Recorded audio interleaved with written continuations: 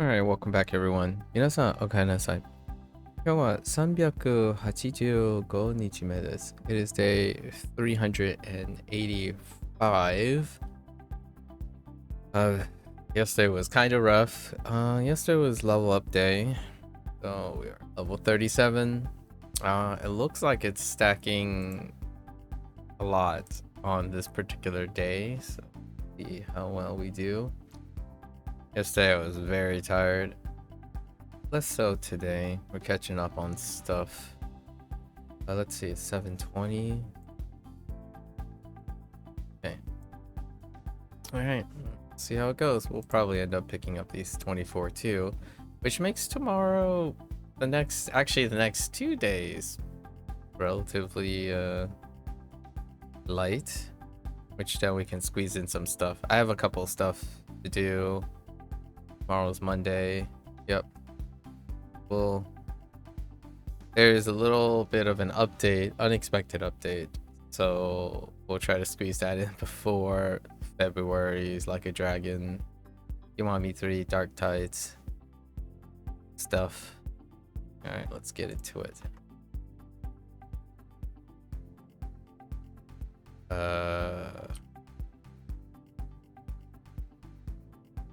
Kabuki.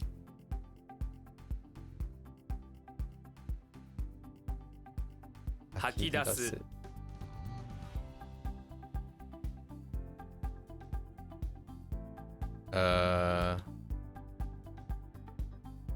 But general. Oh.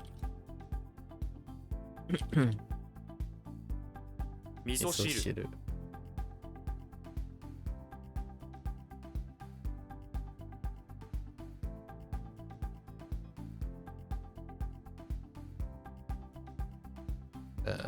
Different word. MAKU.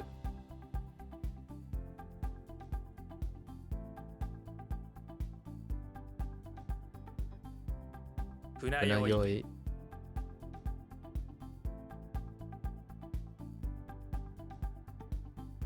Shochi.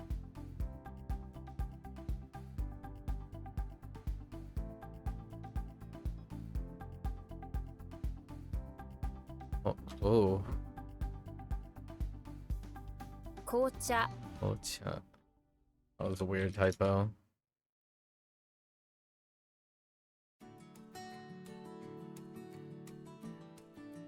Jitsuzai.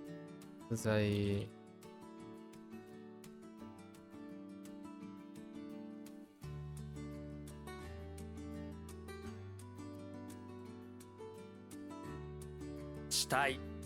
My hand just straight up moved. What's that tell me?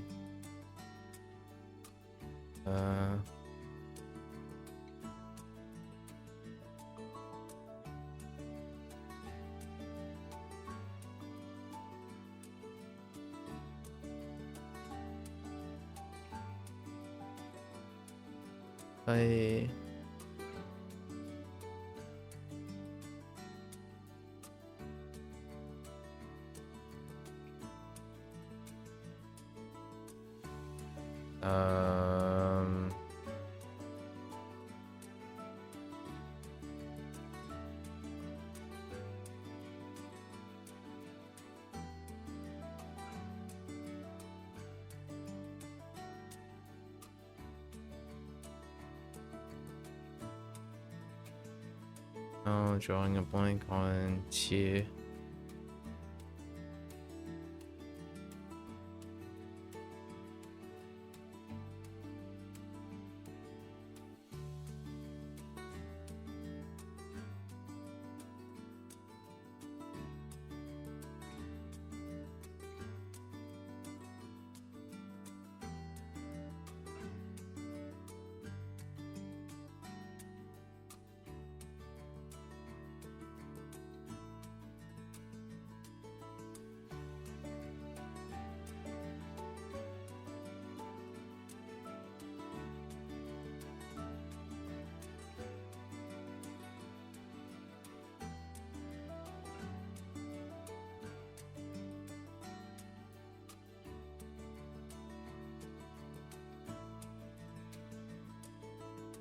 Gonna have to come back.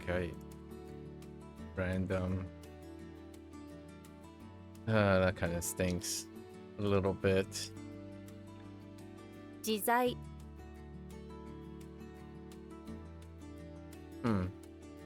Right.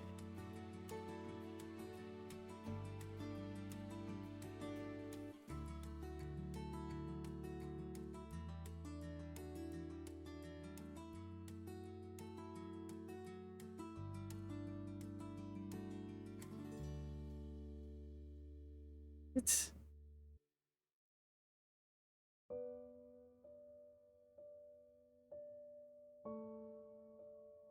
how many ways can you think of the self? Oh.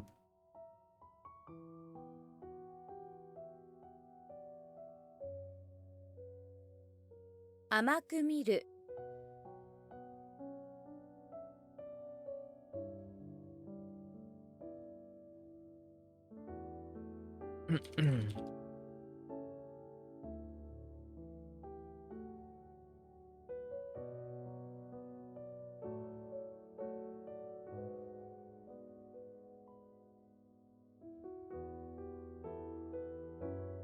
Yo, what?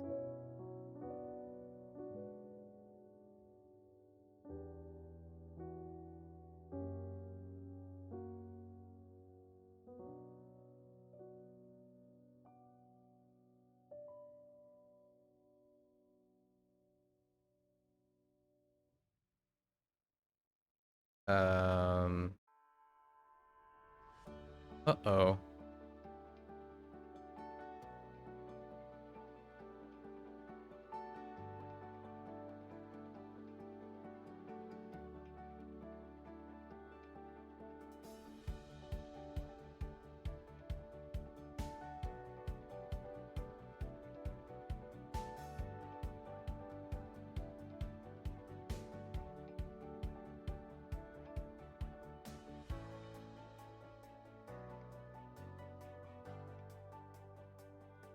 Oh. Red.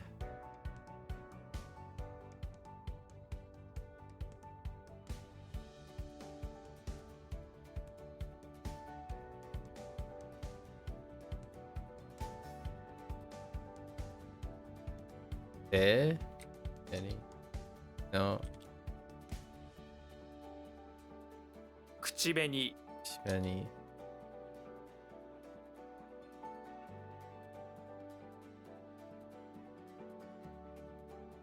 And 試験地獄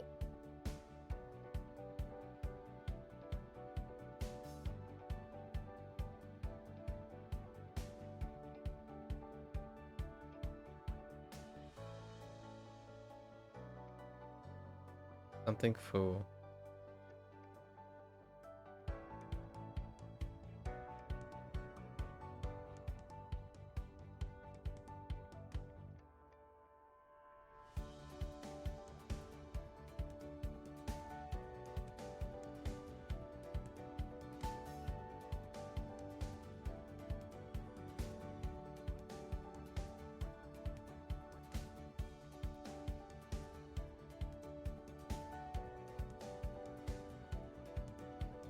Something food. Uh-oh. Se. 防ぐ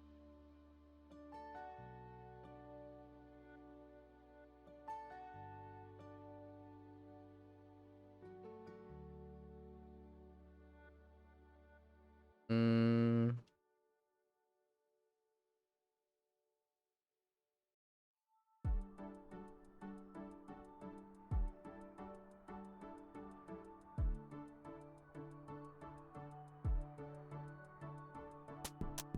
Amai.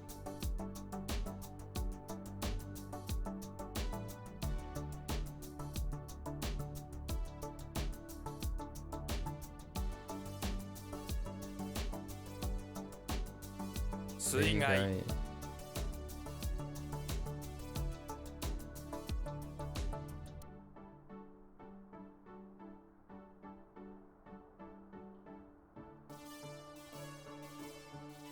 They're always ready for what?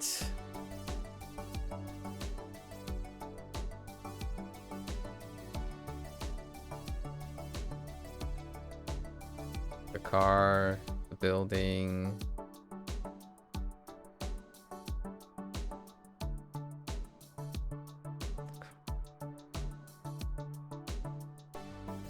Uh,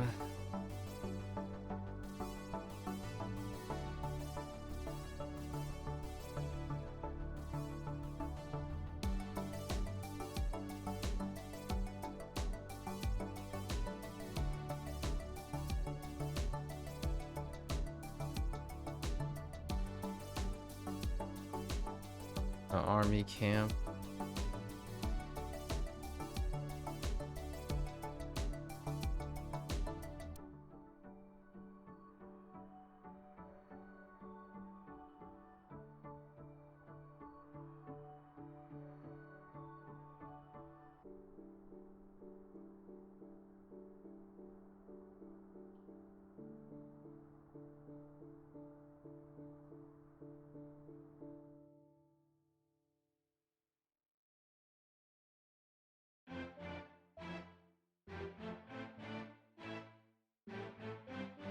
June.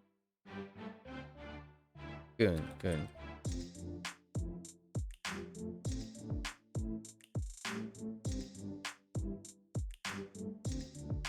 Oh no, Jean.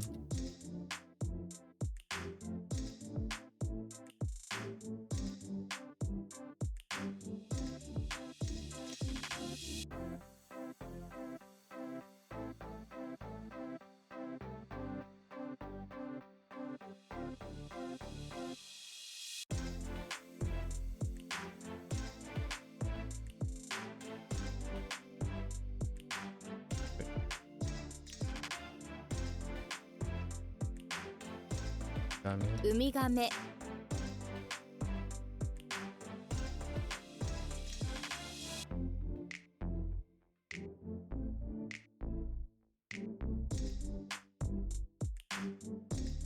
廃止、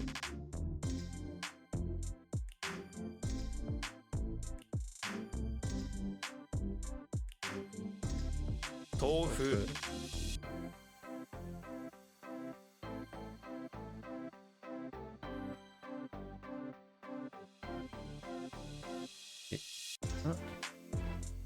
磁石、磁石。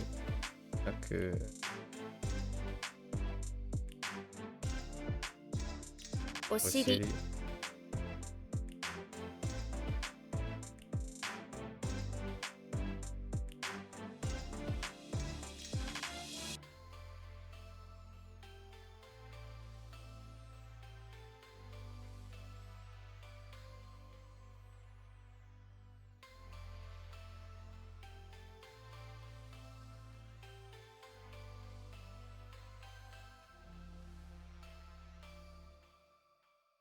Dang you.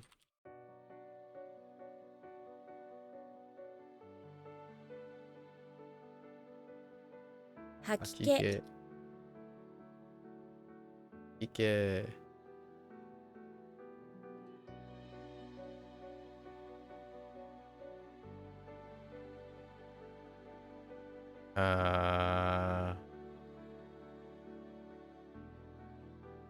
宴会、はい。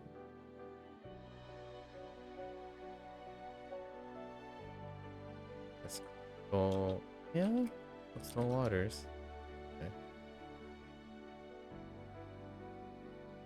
痩せる、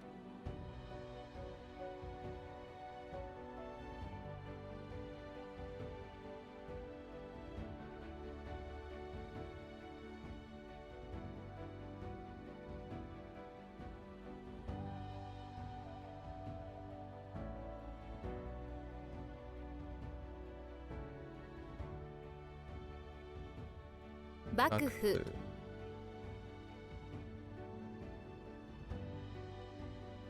対抗する、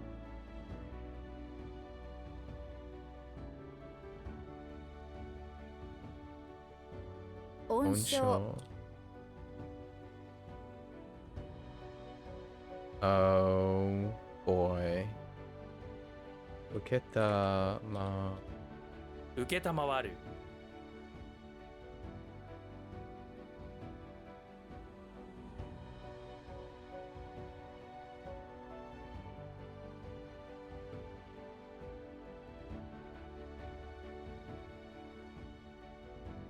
same difference.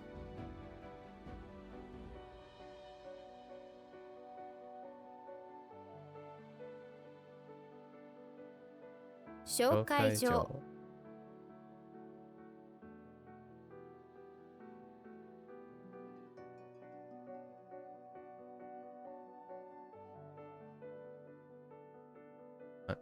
うん。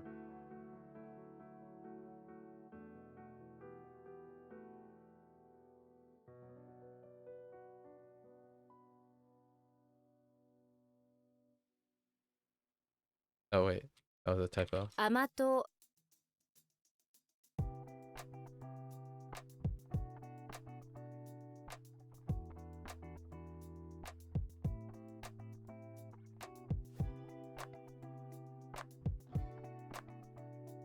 知るもの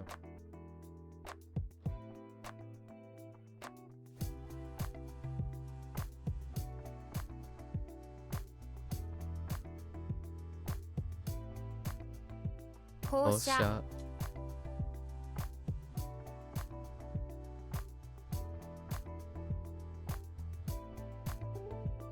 紹介する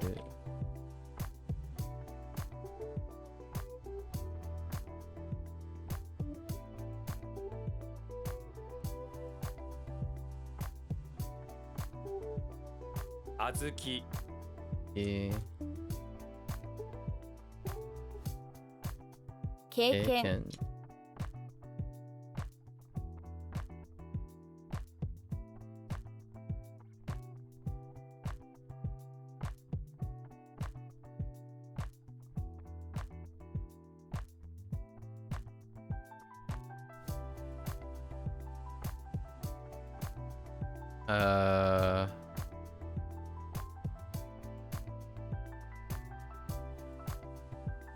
え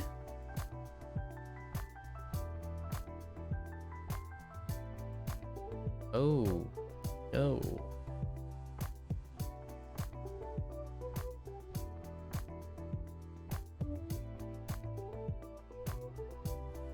Huh.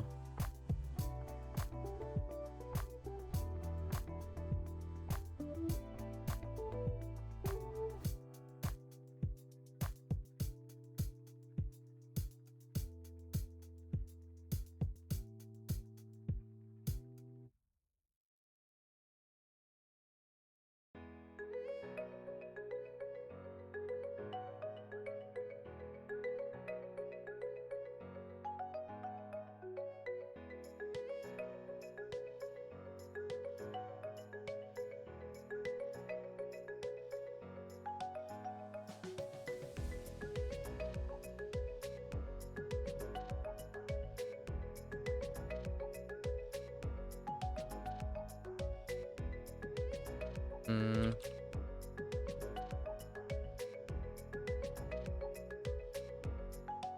Huh.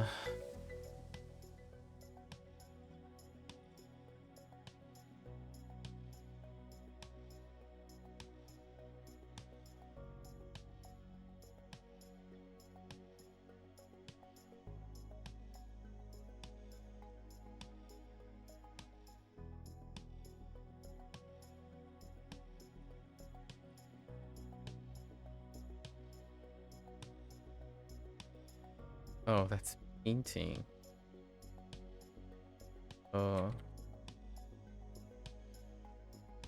No. Abura, abura. 油絵 Why does it look familiar to you and you don't know it, but you feel like you've seen it? Also, hello there, Beth. Oh, painting.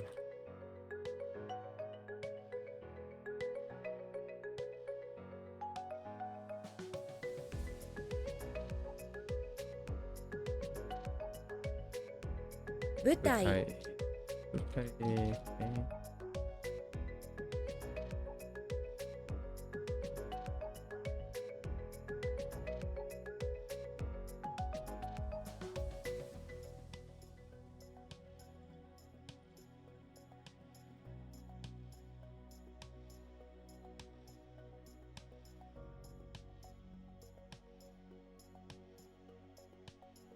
在外 Guy.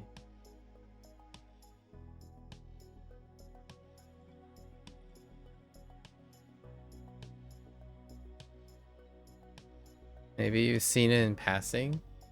Possibly. I haven't seen... Yeah... I've seen it occasionally, I suppose. Well... I got stuck on air, not necessarily the oil part. 生まれる How to do.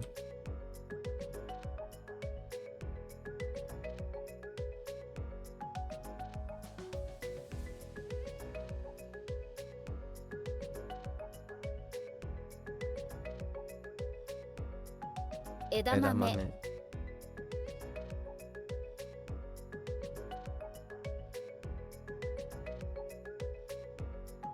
There's a lot of art in Japanese social media you look at? I see.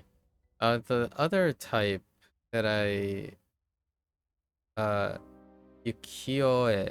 Ukiyo-e is the most common type of thing that I would watch. I would look at. As opposed to the oil painting. Not as much oil painting in Japanese for me. I look at mostly like ink paintings. Lots of ink paintings for Japanese social media.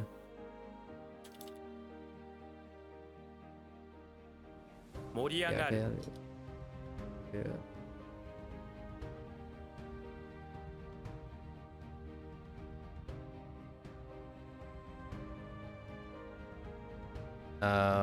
What's another way to stack up, keep up, to swell is good.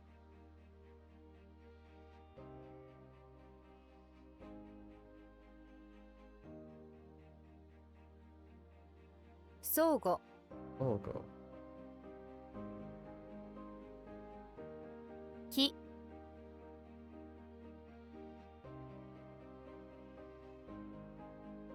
紅葉 Oh,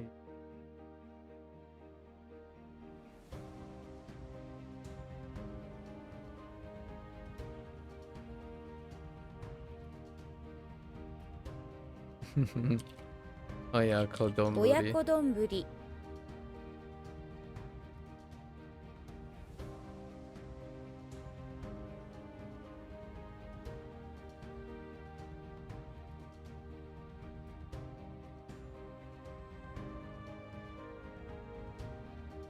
沿岸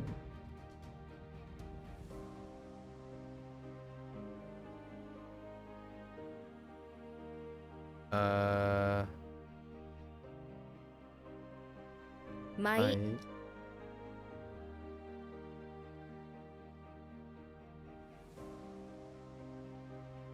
Oh, no.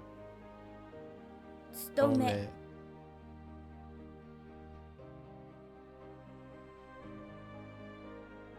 うなぎ丼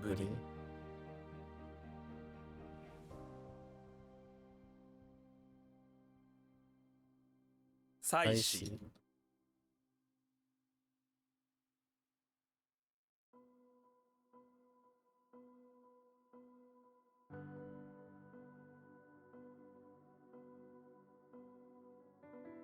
指 That's 圧 it.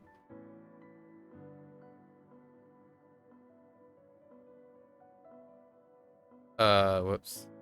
That is not that. –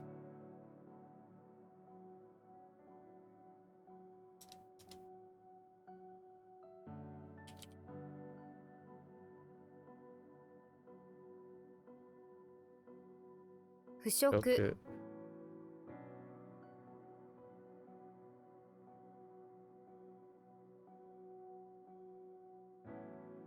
無害 Okay.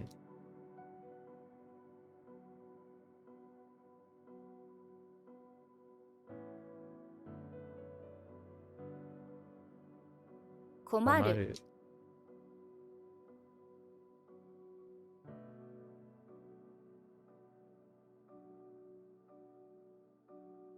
Hmm.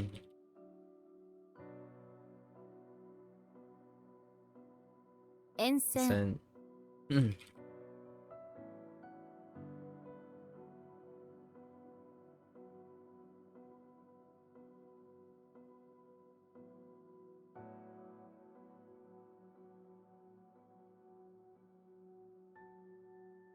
甘酢 Amazu.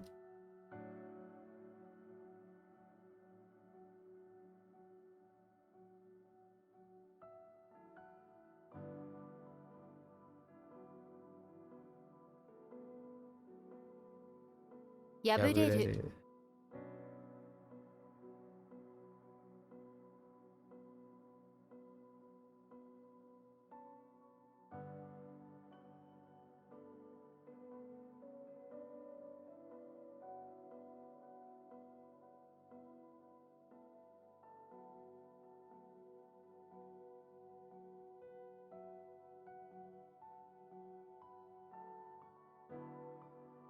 鍋 Nabe. I got a lot to do today. Only like 230.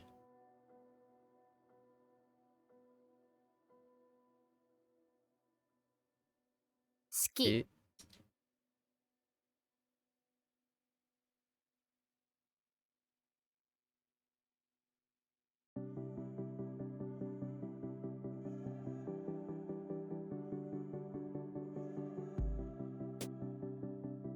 「降参する」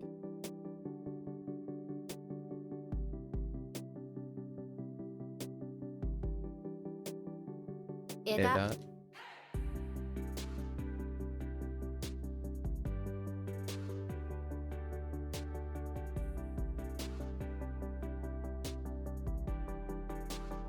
おー。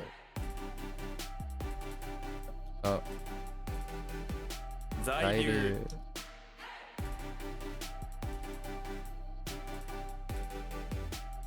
え、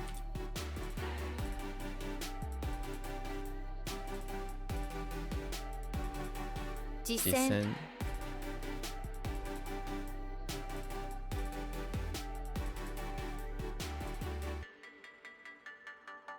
血圧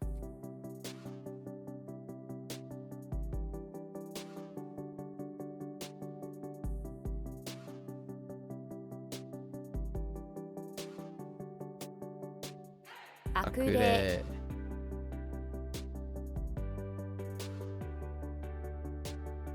Oh.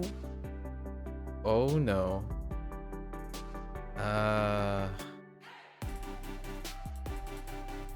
Huh. Hold up.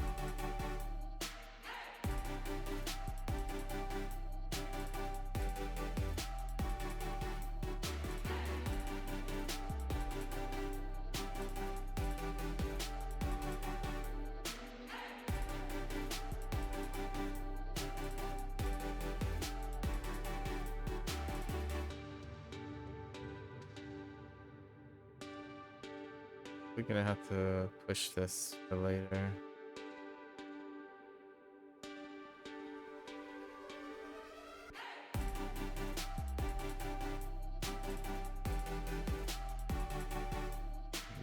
Cool.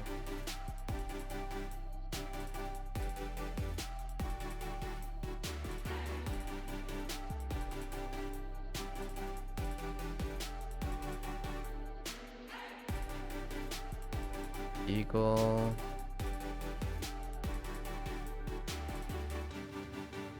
Mozilla.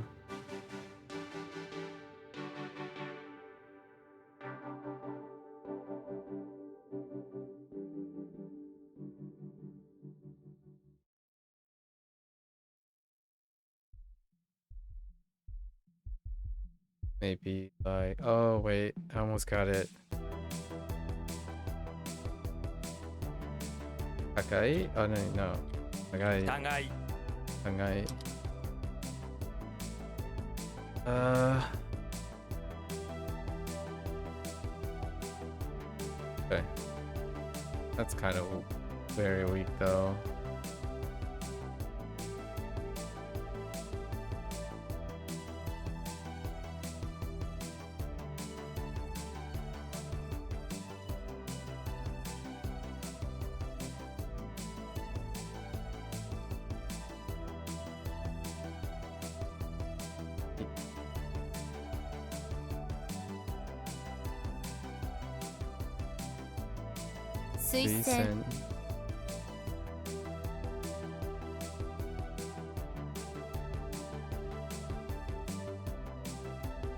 射能。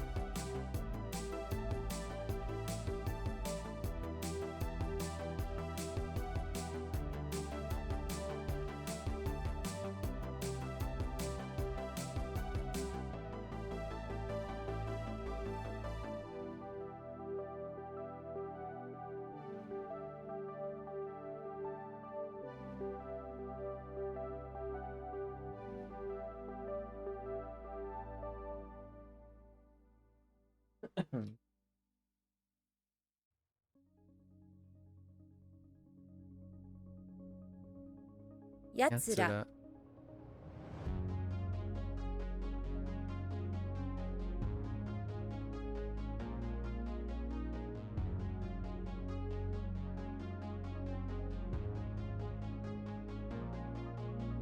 発射する。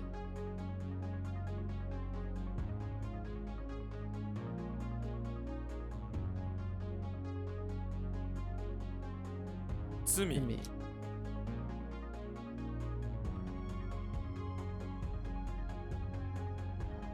承認。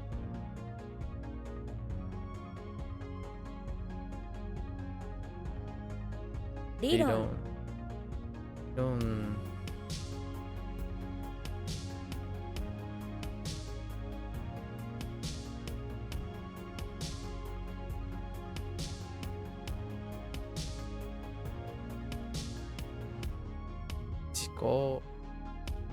自己紹介。お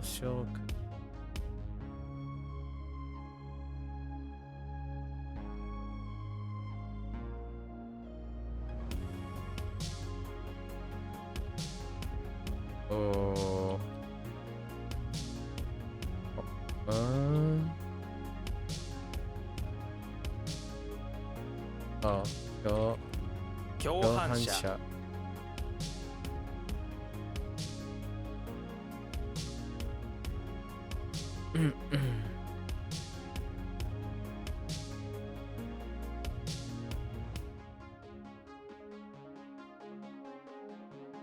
The heck? I forgot. Oh no.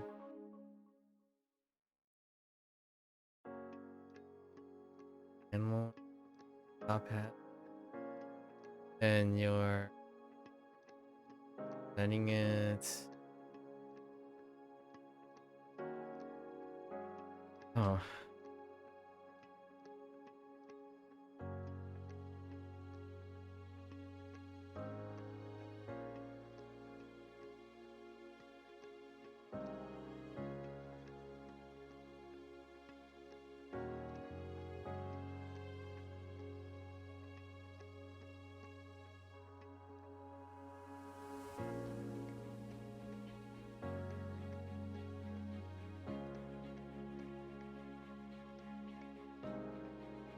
Rentoken. Oh.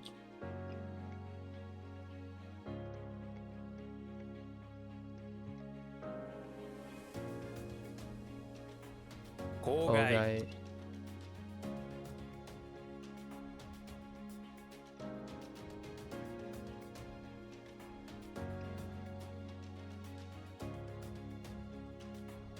What? Oh.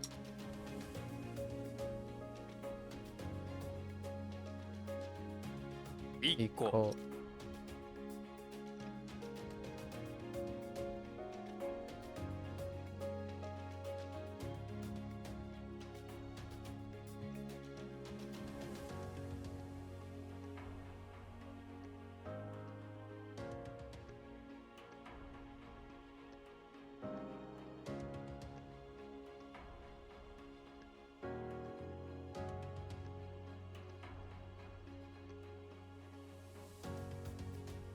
Something. 確かに。確かに。確かに。Okay. Cross the halfway point.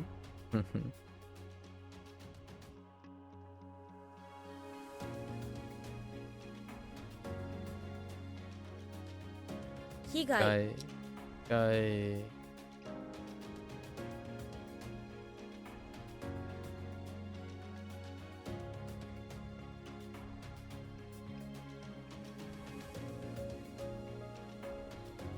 Hmm.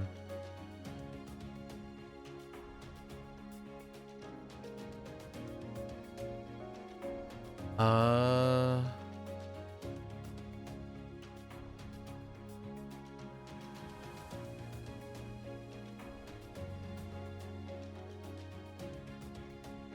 Thought it was.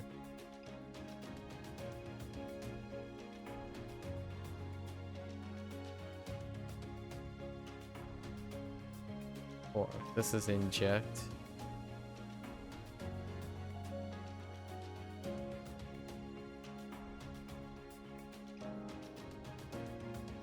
Or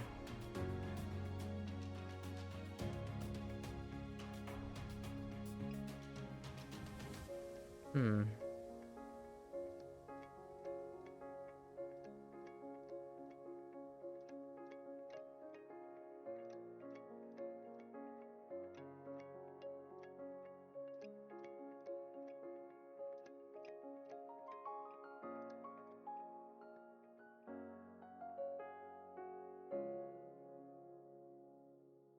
Choose Good shot. shot.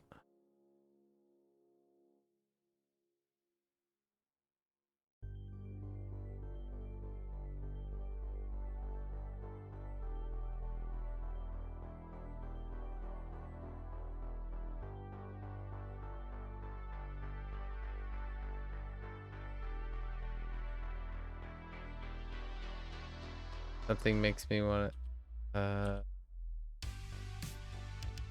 Oh. Oh no! What was the drunk? Oh.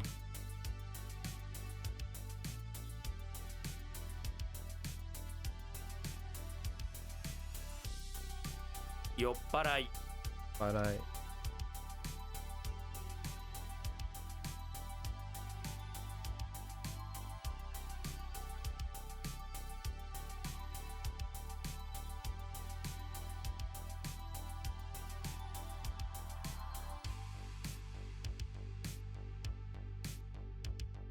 給油所 Gyujo.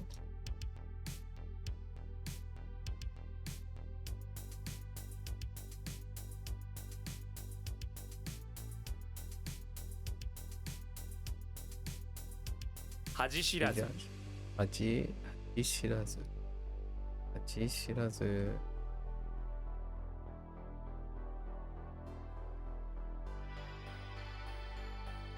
機械、はい。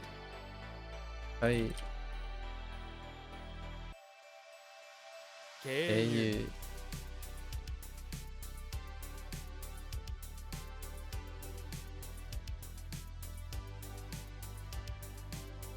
Last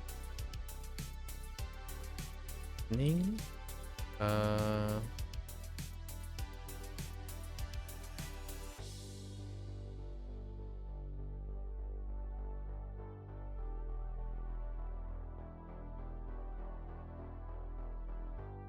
Onyx. You.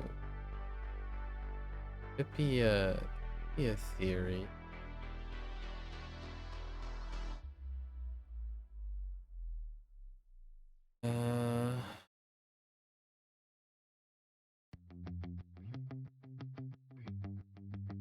Could it be?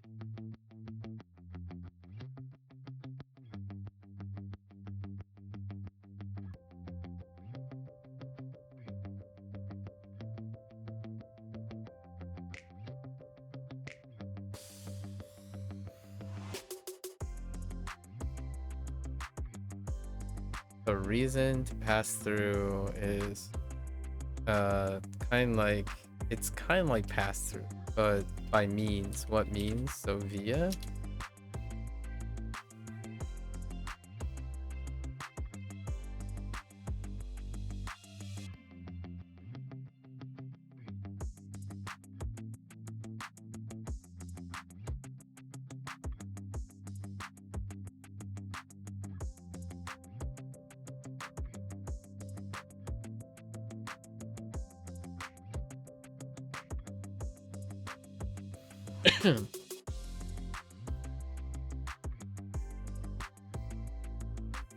一人暮らし、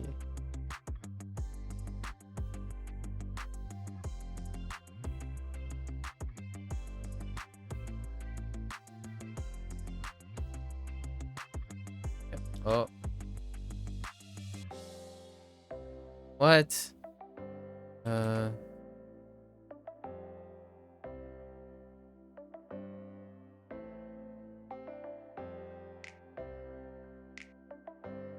Ayamari. 誤り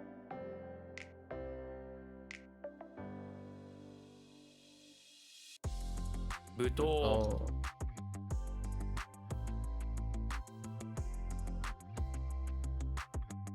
源氏物語 源氏物語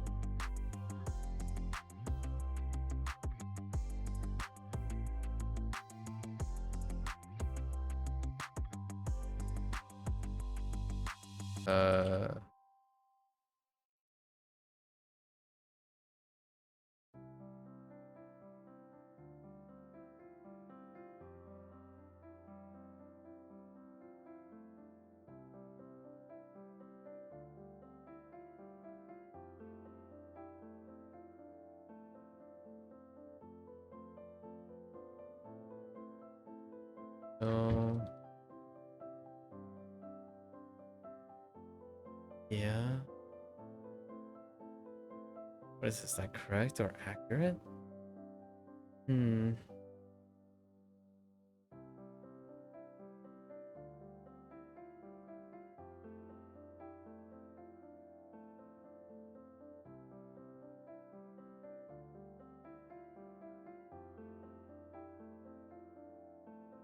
No, not actually.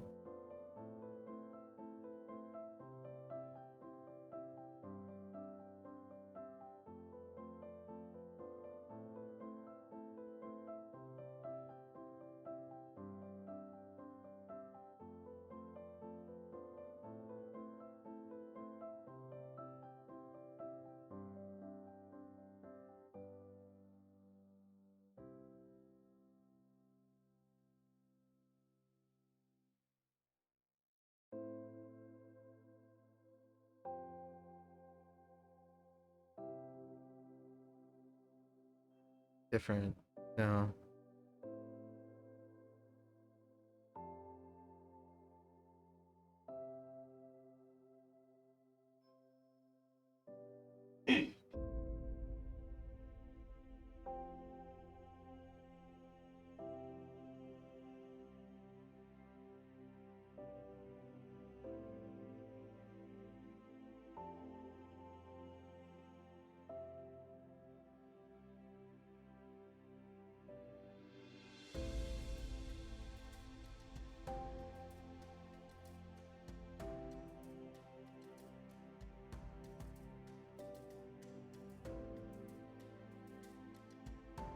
Hmm.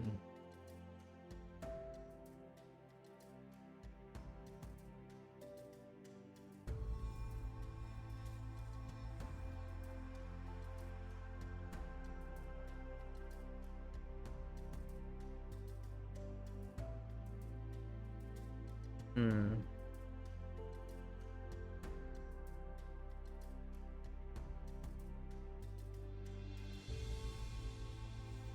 I want to say this is like proper behavior. Something like dealing with proper behavior. Oh. Lost the read. Right.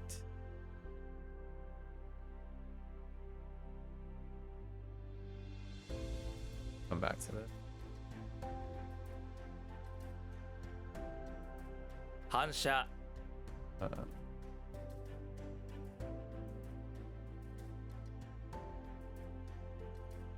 引き E.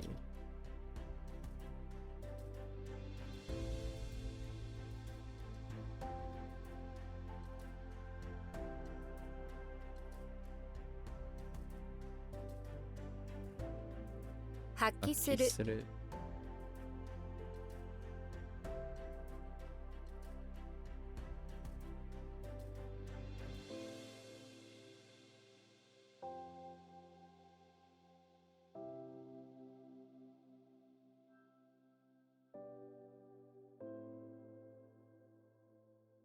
What am I whittling down?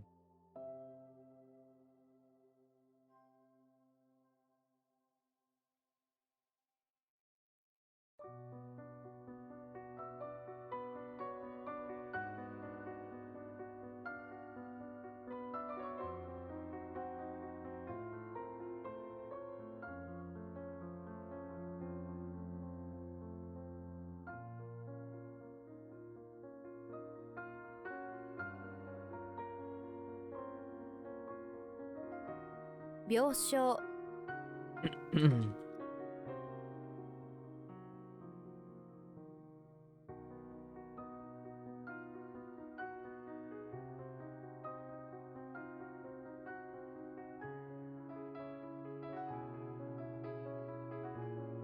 豆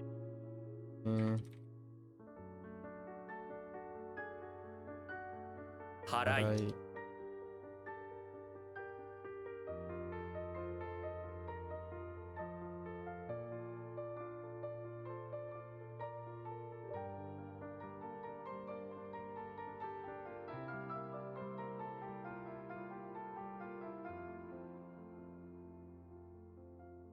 痛い 痛い。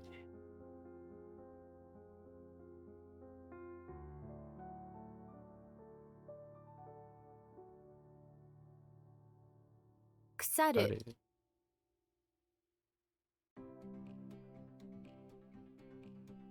漬物 物。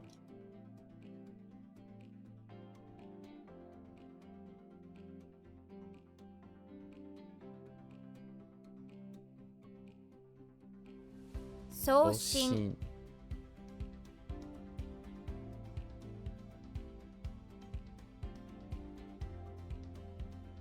余余裕裕。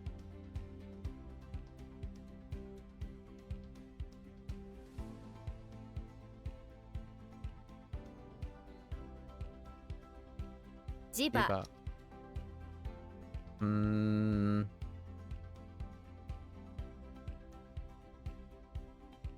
あ、wait。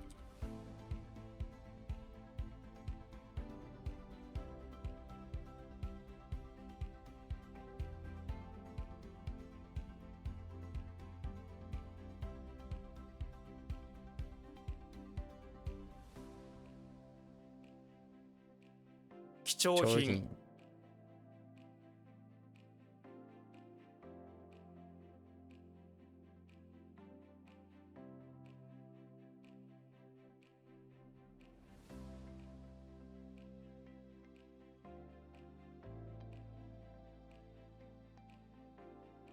納納豆豆。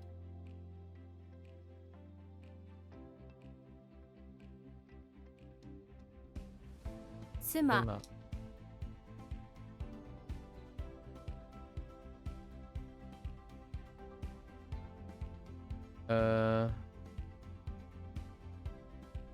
廃れる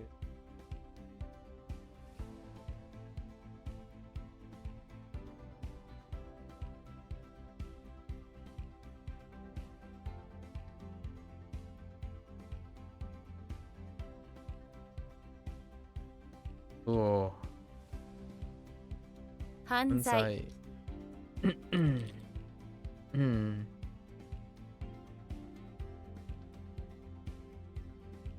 指揮者指揮者。Oh, no, wait. Kidding.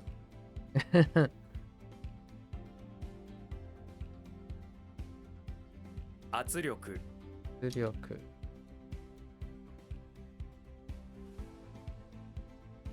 沿う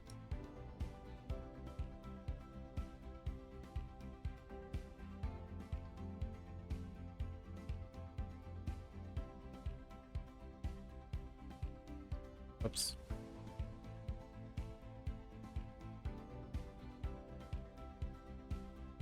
恥ずかしがる難しい。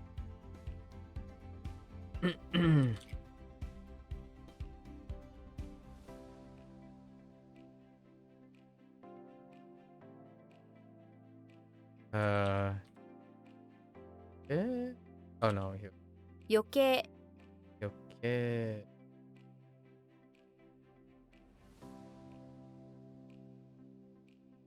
Like more.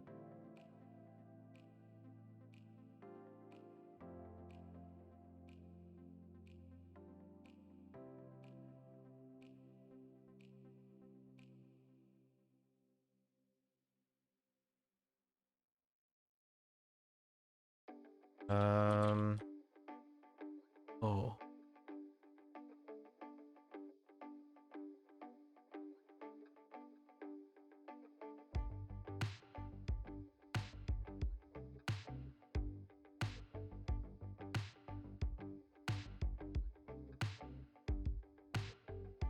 Uh.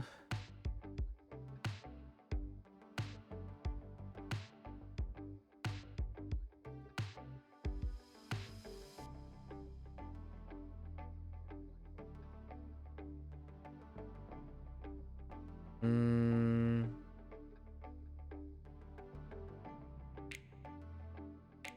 That.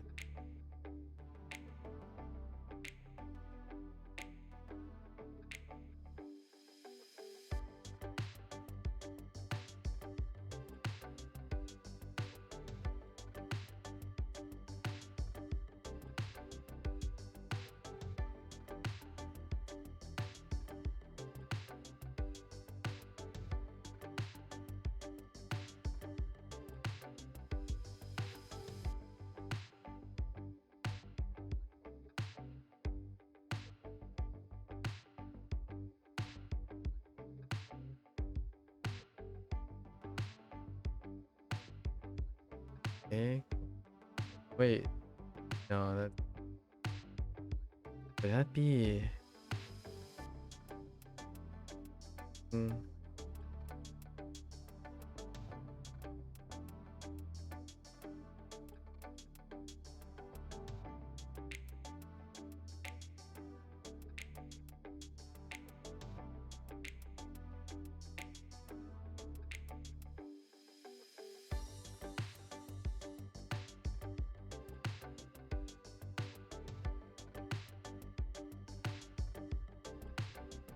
Mm.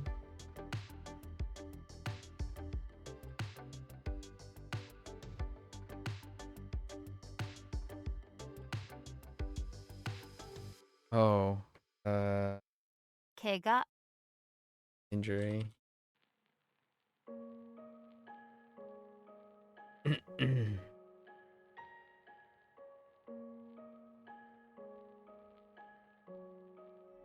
Inan? 避難 Inan.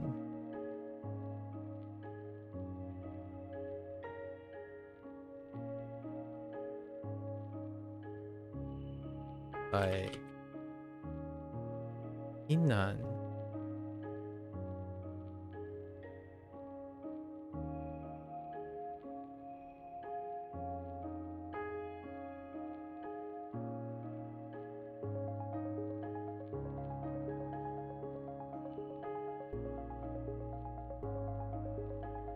Describing voice.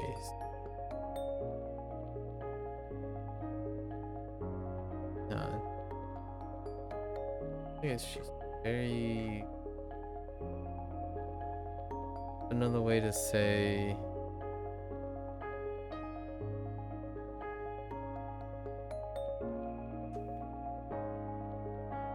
Kinda.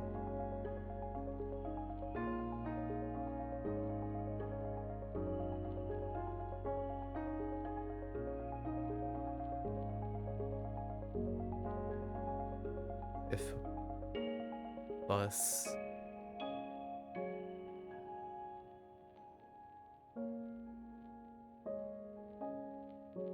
Very difficult. Oh. Criticism.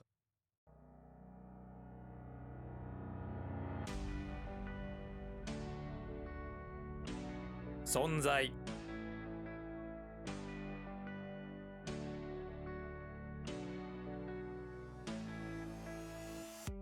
遺伝 And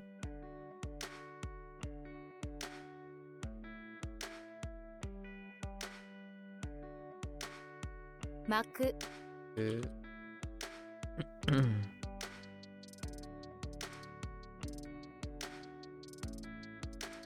電子機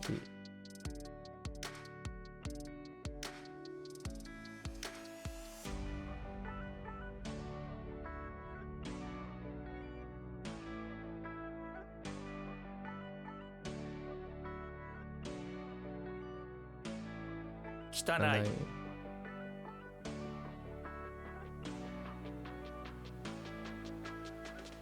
What? Oh, just kidding. Oop. 夢 Eh.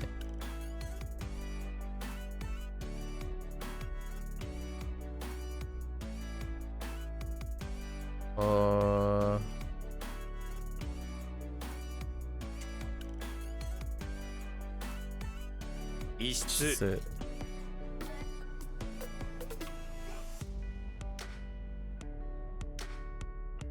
歓迎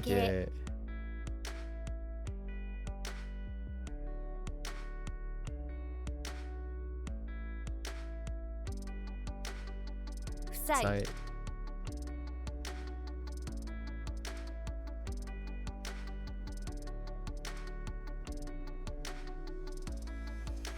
電磁場吧。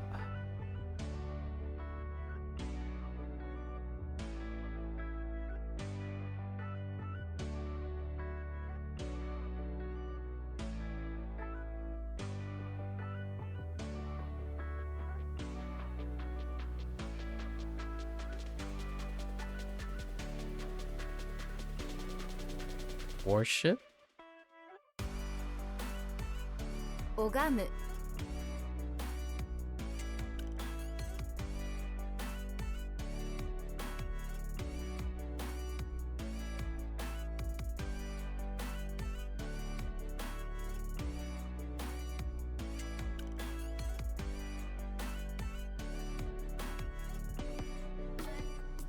黒幕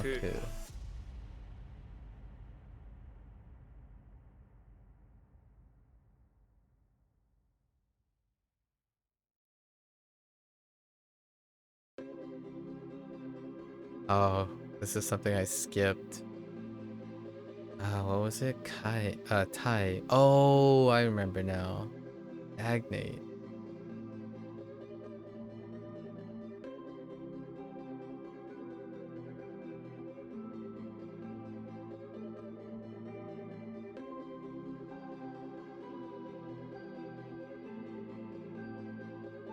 Tai and stagnate. How does that work?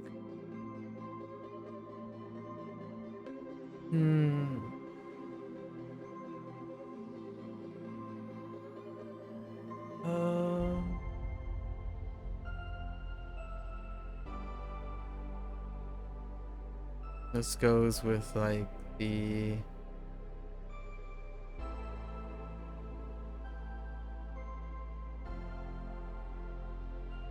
I skipped one word and it dealt with stagnate as well. I'll come back soon.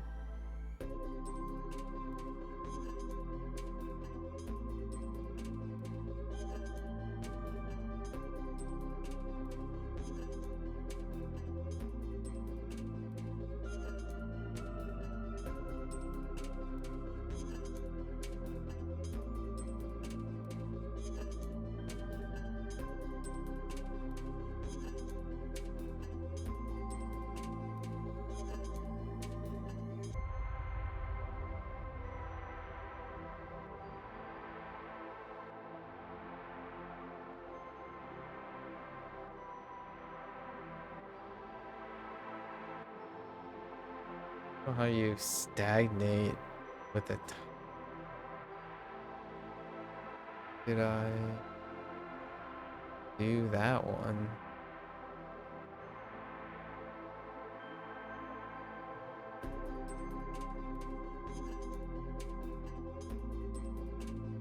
That still doesn't help on stagnate.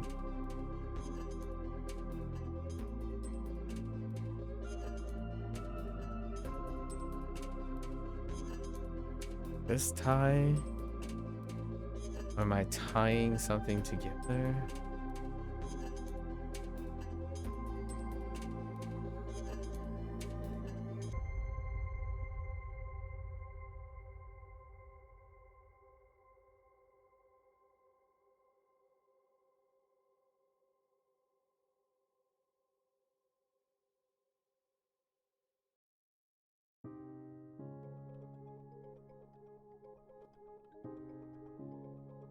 But I'm gonna have to come back. Guess it's either 2 or 3 so far. Alarming. 地震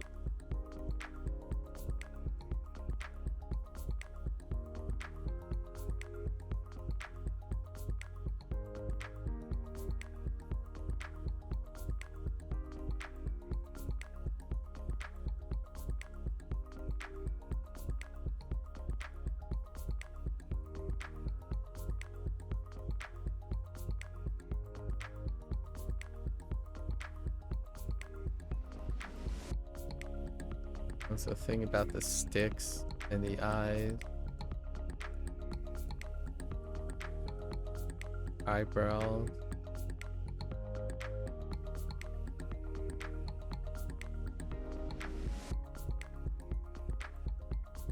No. Oh.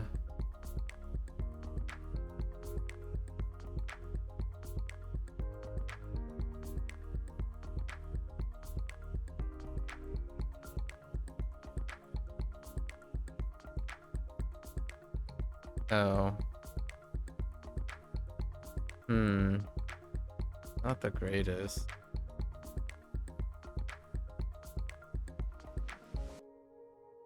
Kunyo.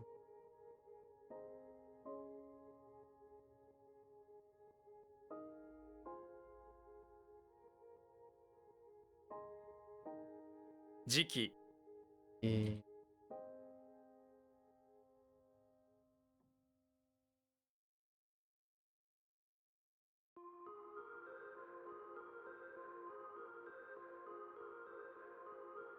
Oh.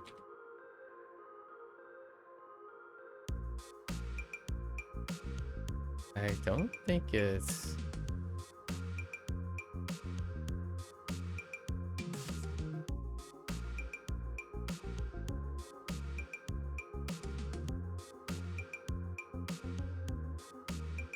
Shika.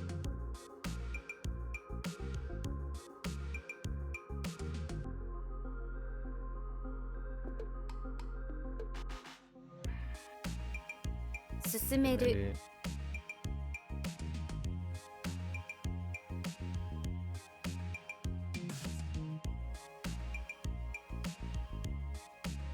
Susume.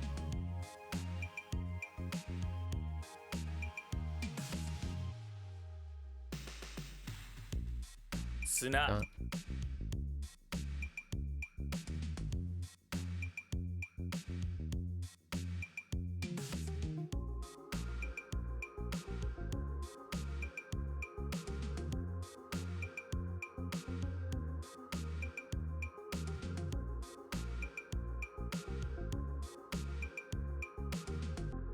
Also... Oh... 同窓会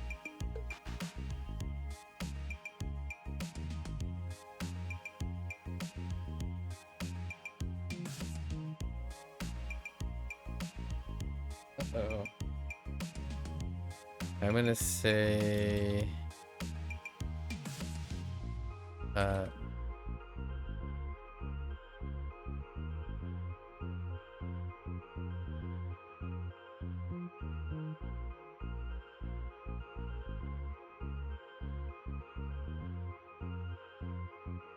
But it was like...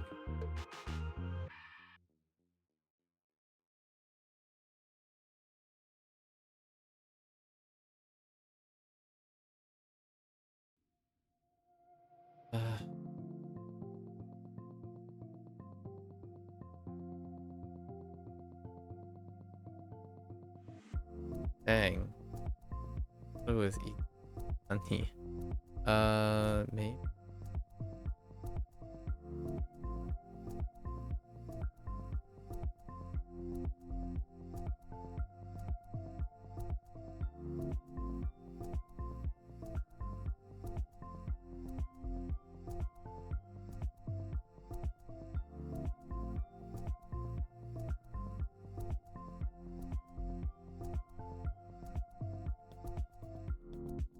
I mean, ために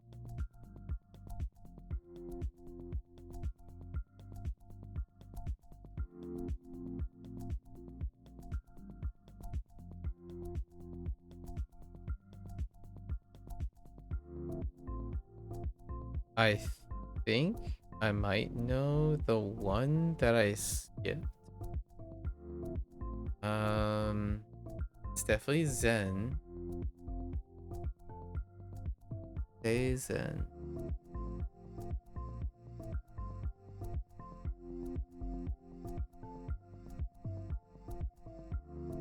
I don't... Maybe it's not the Zen, but the Se. Might not be Se.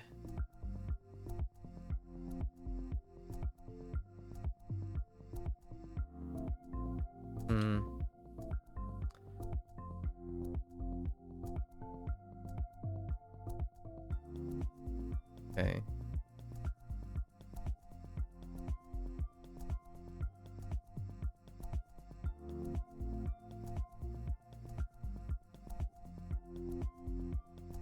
Oh no. I think it's boo. Or no. Mau.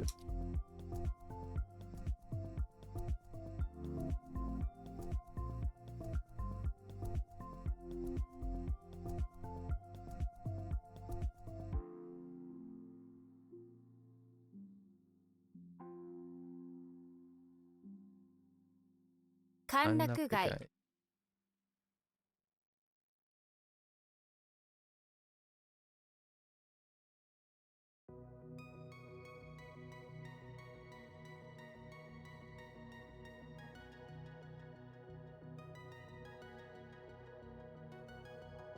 Itameru.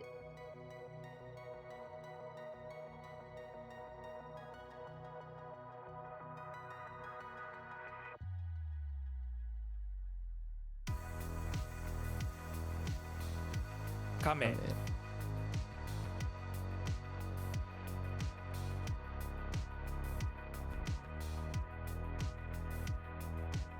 Ska. Yoi.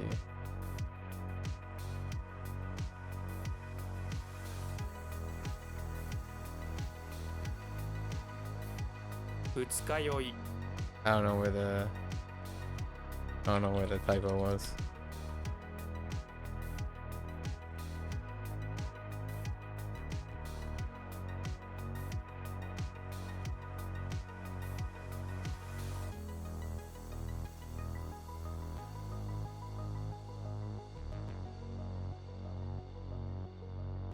Bye. Fuhai.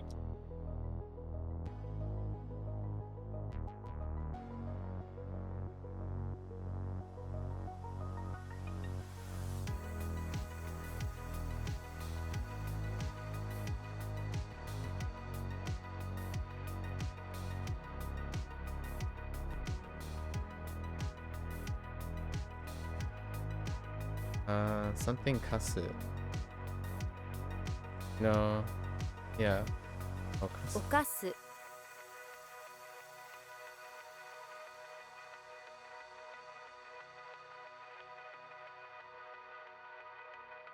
Oops. 個人。個人。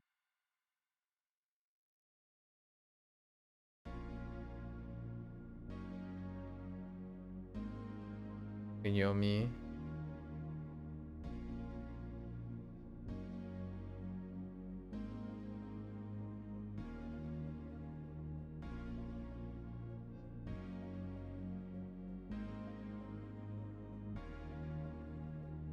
拝見する。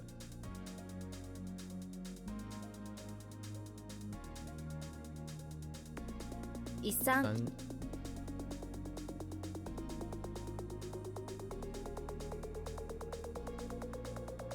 Oh, there's it.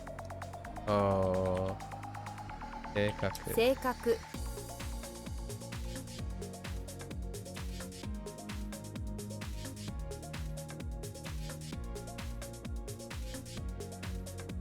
Dang it. Fuck. Oh no, that's not it. 遅い Wait, that could help. That could help. 交互。 Oh, this is not the same as me. Oh. What was it?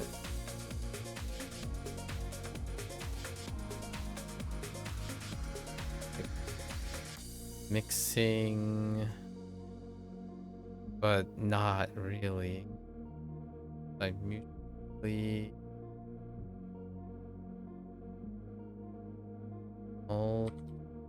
alternately.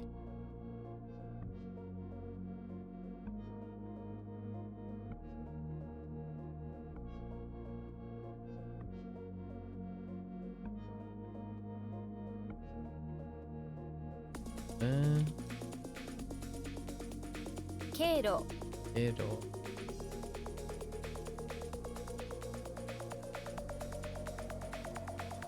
い Oi.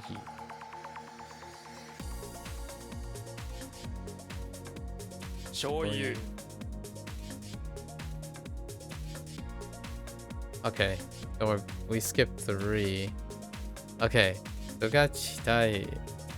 Oh, delay.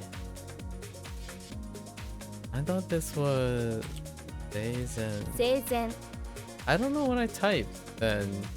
And then seizen.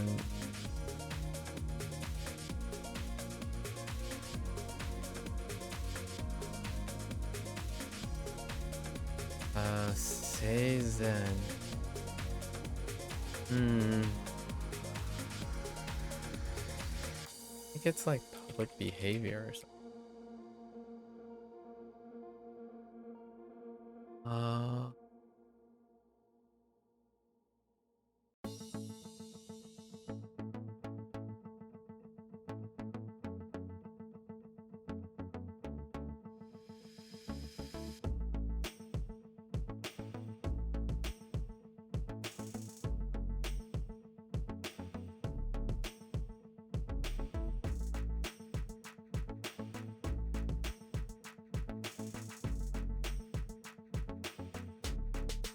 The nature? I thought it was like the nature of being proper. What's another way to say like proper? Oh, orderly. And then the heck is with stagnate? Oh, it could be to be delayed. Or to be late? Oh, overdue. So it's like Odoro.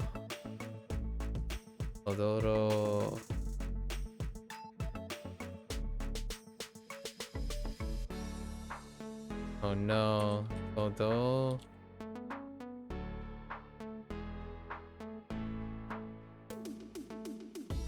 I think it's just Pororo. Wait, that's not overdue. Overdue is something else. I think so.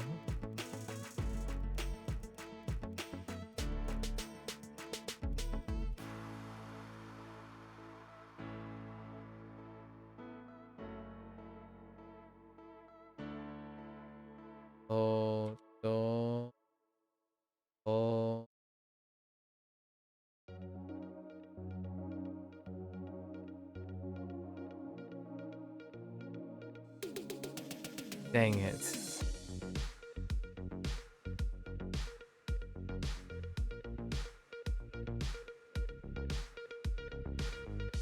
I think I'm getting two things. I think I'm getting two things mixed up here. But I'm pretty confident this is over. Oh, the missing one is todo. Oh, 滞る Todokoru.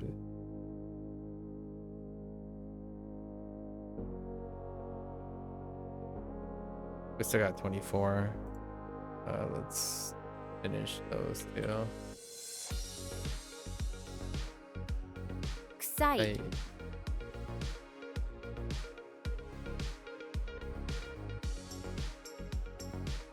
Whoops. 困難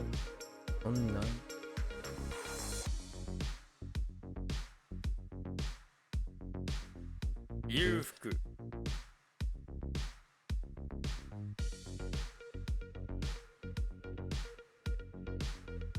難しい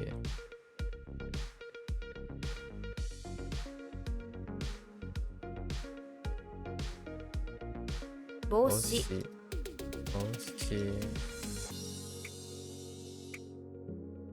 悪夢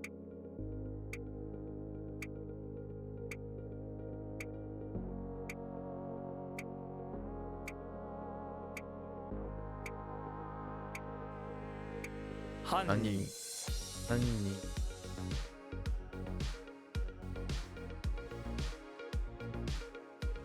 論文 론분.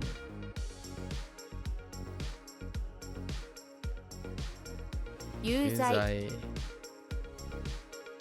없어. 予防 오. 아. 個室 코시스. 刺す 사스.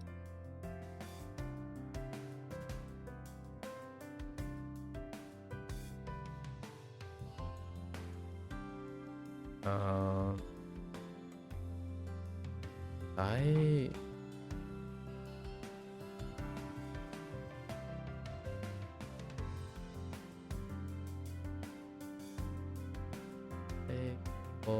비.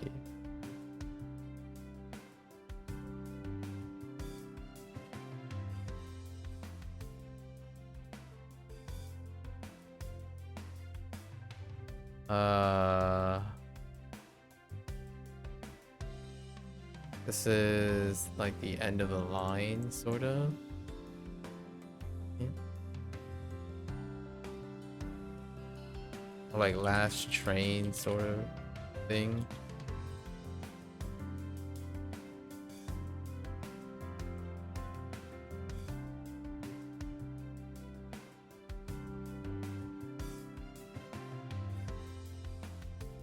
Definitely B.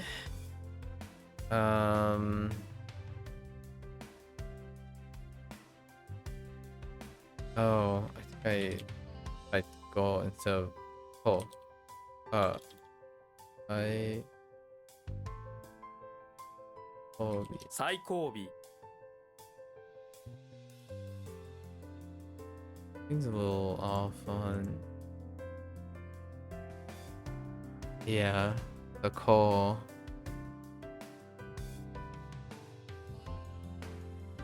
The call was off.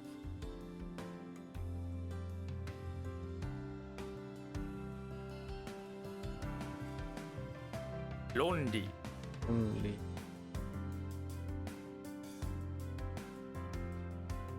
Shindo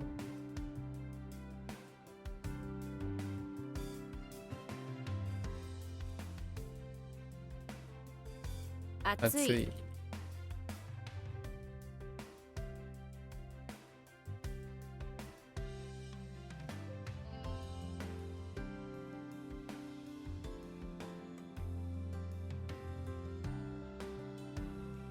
Amaru Amaru.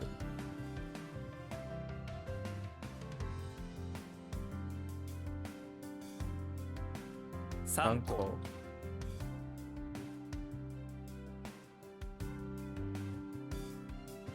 Yoshin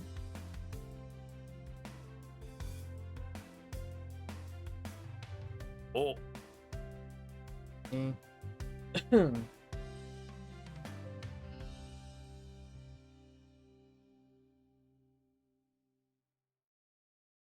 Cover? Dude?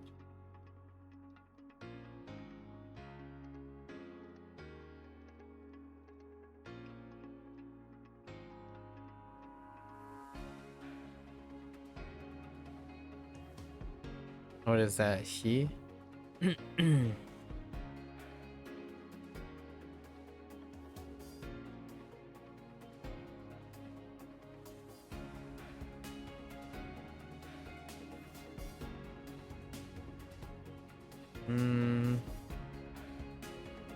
don't know if it's covered though.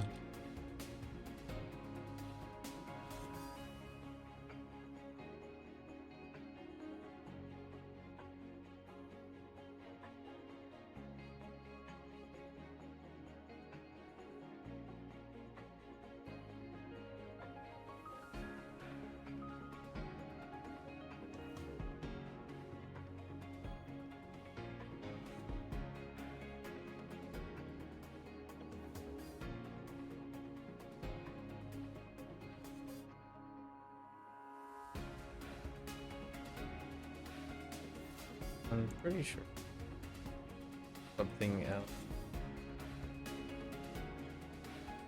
Concur. to put on.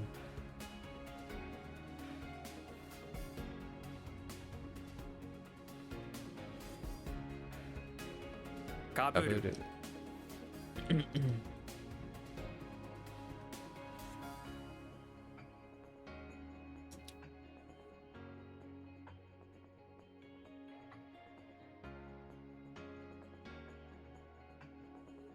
Okay. Ipu kasai. Heck.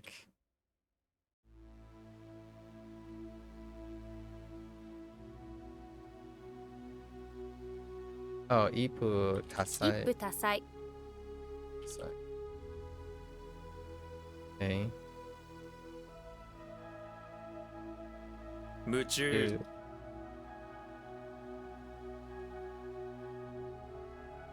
It's like being absorbed into a crazy about is probably good. Okay, so tomorrow, at least it's gonna be tomorrow is a relaxing day. Actually, the next 2 days. Ooh. Today was tough. Okay, go over. Hour and a half. I'm catching up on my stamina.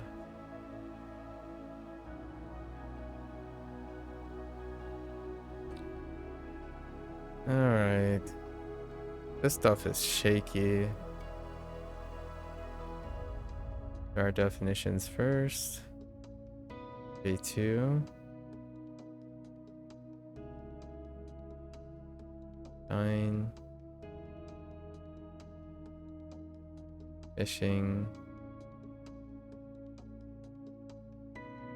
Punish.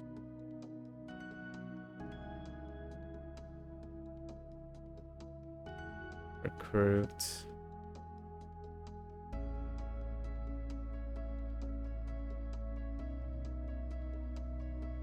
Tenacious. Base.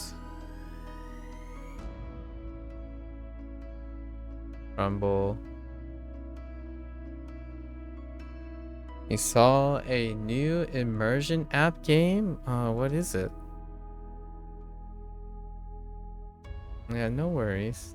Thanks for leaving me to my devices for the time being. What does it do? What is the highlighted features of that game?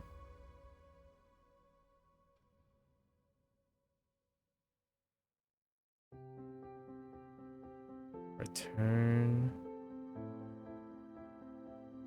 Front. Resist.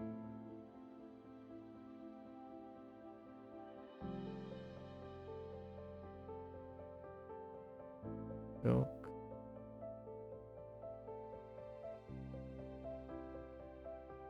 In season. Golf.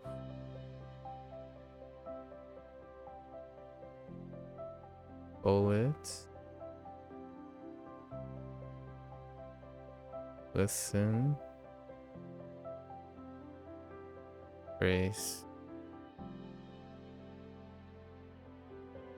Dispatch.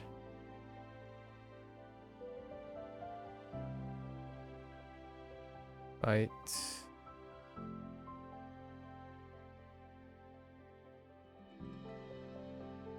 Army camp.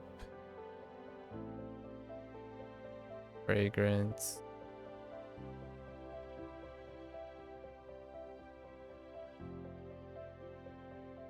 Look at. Whittle down.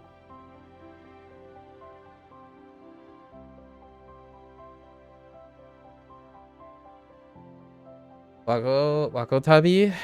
Yeah, I already covered. I cover Wagotabi bi-yearly. Yeah. I was one of the beta testers. We cover it every 6 months because they update on a bi-monthly basis. So I kind of wait for like 3 updates before I cover them again. Yeah, there's a whole series on YouTube. What did I think of it? If you want a TLDR, I mean, it's probably my number one recommendation, probably, because it's an ongoing one-time purchase, crowd-funded passion project by a group. I mean, I said over like 200 hours of things, so that would be the closest TLDR I can give. And there's more, but they usually update every 2 months, or they used to update like every month actually. So yeah, it's definitely worth the $5. As far as the devs go, there are no plans to implement any other form of monetization. So they are purely crowdfunded. I don't know where their main source is, but there are a mix of transplants. These are transplants, and they work with natives and teachers in Japan for their updates. And Izanagi is the community manager on their Discord, and Izanagi is the person that contacted me maybe like a year and a half ago, something like that. Yeah, and we do bi-monthly things. The last time, it's almost been 6 months. It's getting close. The Steam launch was in September or something like that. Yeah, and that was the last time I covered it. So we're getting close to the half year mark, where I'll go back. There's a feature that they're gonna add that removes the it's like a NG plus. So when that NG plus happens, I will probably cover the thing all from square one again with the NG plus. $5 is such a small ask for Wakotabi. Yeah.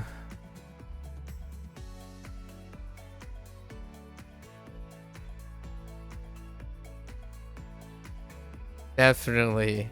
On Steam, I think it's slightly... What is the Steam price?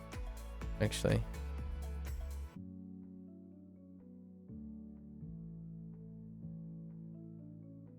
Yeah, long time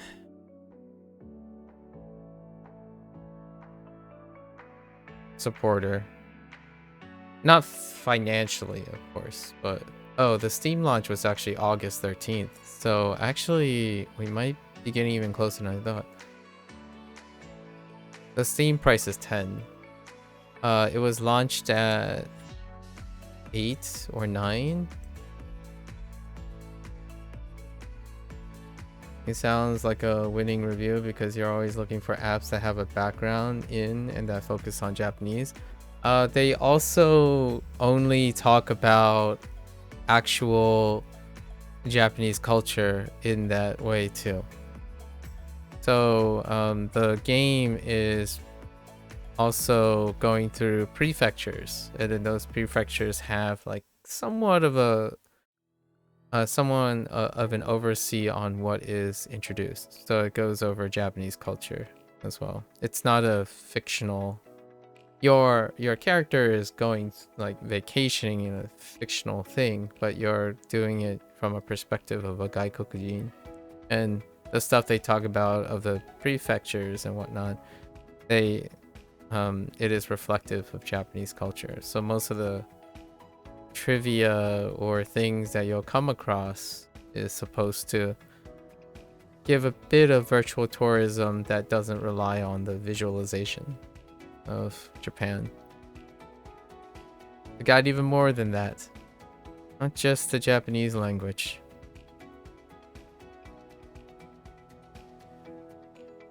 It is much like Boon Pro. It is hand curated sampling, voicing. So, pretty reasonable. I'd say is sufficient. And then since you are already seasoned, you can see it from the lens of the zero. From 0 to what they do is they do like the thing where they start with English, like some, at least mostly English, and then the words are systematically replaced as they come up in your studies. However, the feature is that there are some people who disagree with this approach or don't really like it, or so instead they are working on a manner in which you can simply change everything to Japanese as you're learning. So that's incoming. It hasn't been implemented yet, and that's the NG Plus that I'm referring to. It has a built-in SRS, so focus tests, daily practice, tracking all your reference materials. Every grammar point is logged in your dictionary, and it's mapped like a live service game, where the material is cumulative. So mini games come up, right? Mini games come up, different forms of interacting comes up. Even flip keyboard. Sorry, that's a little spoiler, but there's a flip keyboard. Correct voicing is good too. You've never used Duolingo, but you heard it has some dicey pronunciation sometimes. Sometimes is the emphasis. So this is like the situation where, in my opinion, people are hyperbolic, right? They are hyperbolic in the sense that, oh, there's a bug, unplayable situation. So even if it has dicey pronunciation, actually I didn't feel, even in retrospect, past a year and a half now, I don't think Duolingo has an issue with pronunciation. The various artifacts about synthetic voices still occur, and that is true about people too. I'm not offsetting the idea that a synthetic voice has feelings, so it's very easy to accuse dicey pronunciation on a synthetic voice because there's no feelings to be heard. But when you're listening to someone speak, like in English and whatnot, they have inconsistent pronunciation as well.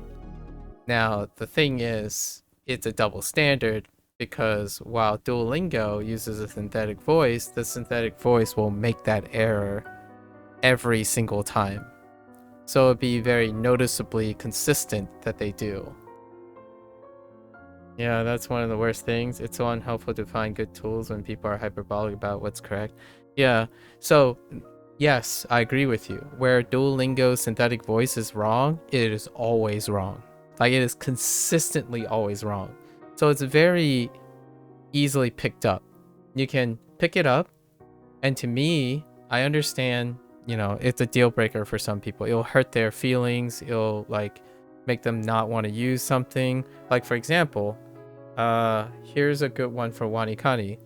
If there's a typo that is consistent, so systemic, as in, say, they used a copy paste, like a synthetic auto generator for a specific text, and they always spelled a common word that occurs. That's what I'm talking about. The people who can't possibly use something because they understand that it's a systemic error. So yes, it is definitely not for people who they get taken out of when they find something like that. For example, in Hanzahiro, by sheer coincidence, Chern, he's Malaysian Chinese, and he picked up one of the syllables is po. It was in tone 1. It's for prying open. And it turns out it was listed as po, which is tone 3. And that could basically ruin someone's experience. Like, since it's wrong every time it comes up, and they can't change it, they can't alter it, they can't remind themselves that every time they hear it, it's the wrong thing. Yeah, that's what I mean. So Duolingo has enough of those instances. And since pronunciation is fixed, as in once it's in error, it's always one error. That's what they mean by dicey pronunciation, in my opinion, right? I think 80 to 90% of the stuff is serviceable, but we have to keep in mind that the frequency of an error, if it comes up enough to distract you and disturb you, you have to keep that in mind. So like Hanzihiro, when they pronounce like chi, ci, that stuff, it's gonna be wobbly.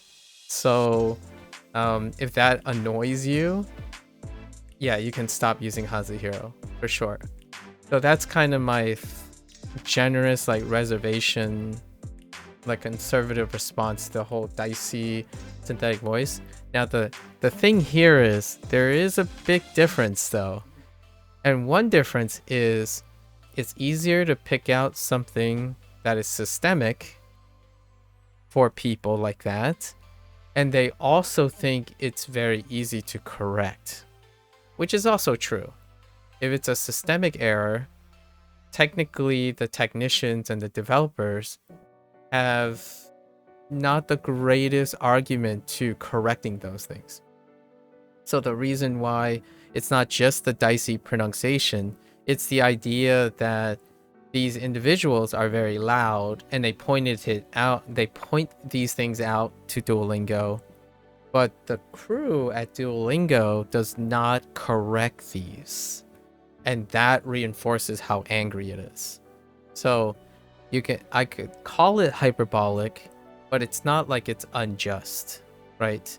Usually when you have systemic errors, they can be corrected as well. So not only are they more consistently spotted, they are also, like, you could argue for the hyperbolic people that it's frustrating that the developers did not correct it. Systemic errors are far more easy to spot, and they are also easy to correct, sort of, in these situations. Like if it's a game fundamental, if it's a game fundamental, that might be a little difficult. Like for example, like the game kernel is corrupt and it keeps triggering, that would then affect the entire game. That's a different story. But in this case, it's a synthetic generation. So for example, Hanzihiro, when someone points out, oh, there's a misread, which I don't typically point out, I just correct it in my head, like, oh, okay, I know this to be something else, and I do it myself. Since it's systemic, I can correct it myself, because we already talked about how great the brain is. However, if you raise it, like smaller developers, which Hanzihiro only has 2 developers, they're brothers, they will respond and they can regenerate the voice and see if they can get something closer or correct the error, right? So that, in my opinion, is to be super fair to the people who say Duolingo has dicey pronunciation. I think it's hyperbolic and self-feeding because the response is also maybe slightly unprofessional, right? It's like, oh, they don't care enough to correct these things, and that is very warranted. So I'm trying to like balance out the thing. I'm not saying it would be nice if they did correct it. Whether they choose to do or not, usually when someone is very aggressive and angry, and that's their solution to getting people or trying to encourage people to care and correct these things, you can see both sides. Like if someone's yelling at me to correct the way I speak English, right? And I'm inconsistent with my English because I'm not human. I'm not a robot. I'm human. and then they come at me and say like, you know, you're stupid for pronouncing this word this way. How likely do you think you would change things in order to satisfy that person? So in a way, I'm trying to give you an idea. There is a reason for people to be angry about things and spread the word, but at the same time, how they go about it, I'm not entirely in agreement with that. So that is true. And for what it's worth, I suppose, from my personal standpoint, listening to Duolingo's like pitchy accent, right? The pitch accent, what they're talking about is that Duolingo's pitch accent is not good enough, which that's fair. There are quite a lot of things that are not good enough for pitch accent. And then you have to take into consideration that, are you interested in pitch accent? And then there are errors, and those systematic errors for sure will pretty much trigger your perfectionist. It would certainly be better to be diplomatic about criticizing, yeah.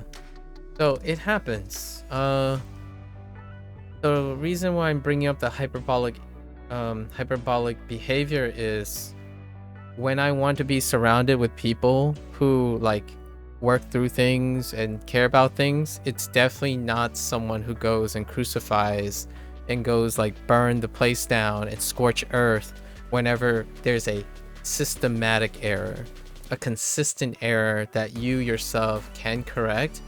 And wishful thinking may encourage someone to correct in the future. So it's kind of like playing a Bethesda game and expect that bugs do not occur. And then because of the 95% of the rest of the game is done well, and that 5% is enough for this person to say the other 95% is bad, that's kind of where I step away.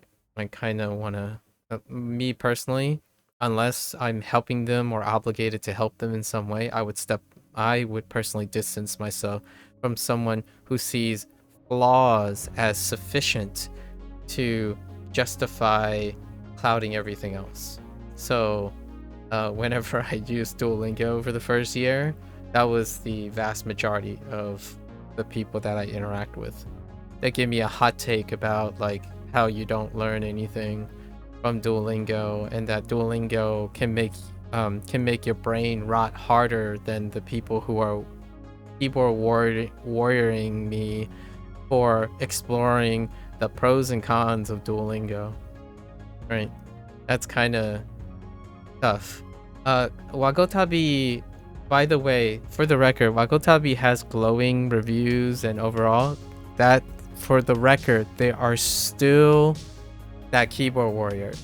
So there are like 3 or 4 people that came in and said like, well, it's a synthetic voice, I guess that's better than nothing. And then someone else would come in and say, well, it is worse than nothing because it can program you and make you listen for the wrong things. Same deal. So the team has emphasized that while they do have generation, they manually curate those things. That's very similar to Boompro. Boompro has a combination of that as well. So my thought is, I mean, if you want perfect pitch and whatnot, why don't you go and volunteer and prove to them that it's possible? Become a voice actor. Like, in my opinion, when someone feels so strongly about it, they can do something about it by demonstrating how possible it is. And that would be a great way. That would be considered a constructive criticism, right?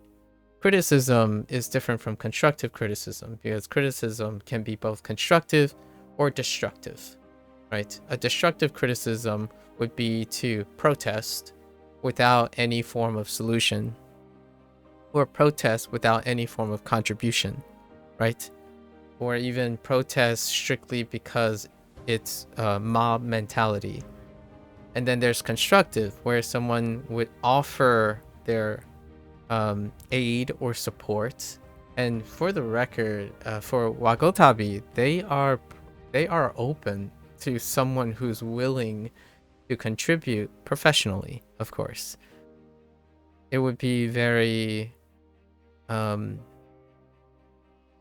it can be very risky if they just let anyone. So the person that's criticizing, the keyboard warrior, there was someone. I covered this in the Wagotabi section. Someone said that they were a scholar, they were a linguist.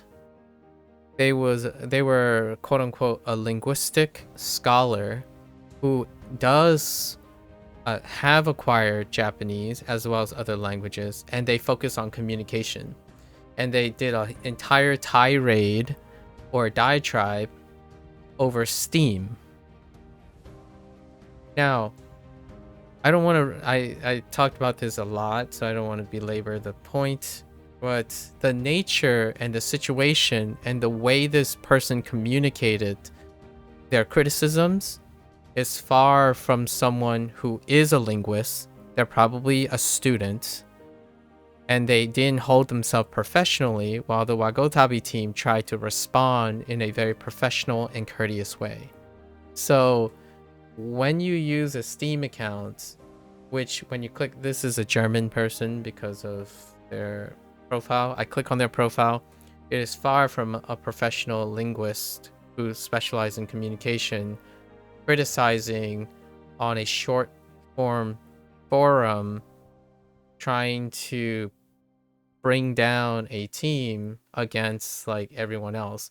And what this person did was indirectly criticize and also exonerated themselves and moral grandstanding while criticizing everyone else who also supports the product. So that's the type of hyperbolic behavior that I think. Not only did that person didn't provide any constructive criticism, they provided critiques that are cherry-picked to support their narrative that the game is a waste of time, against overwhelming evidence in which they do not address why or describe the nature of why 99% of other players who post something supports the game. So constructive criticism is where constructive criticism is due. If you want to critique, you also have to critique the evidence that are against you.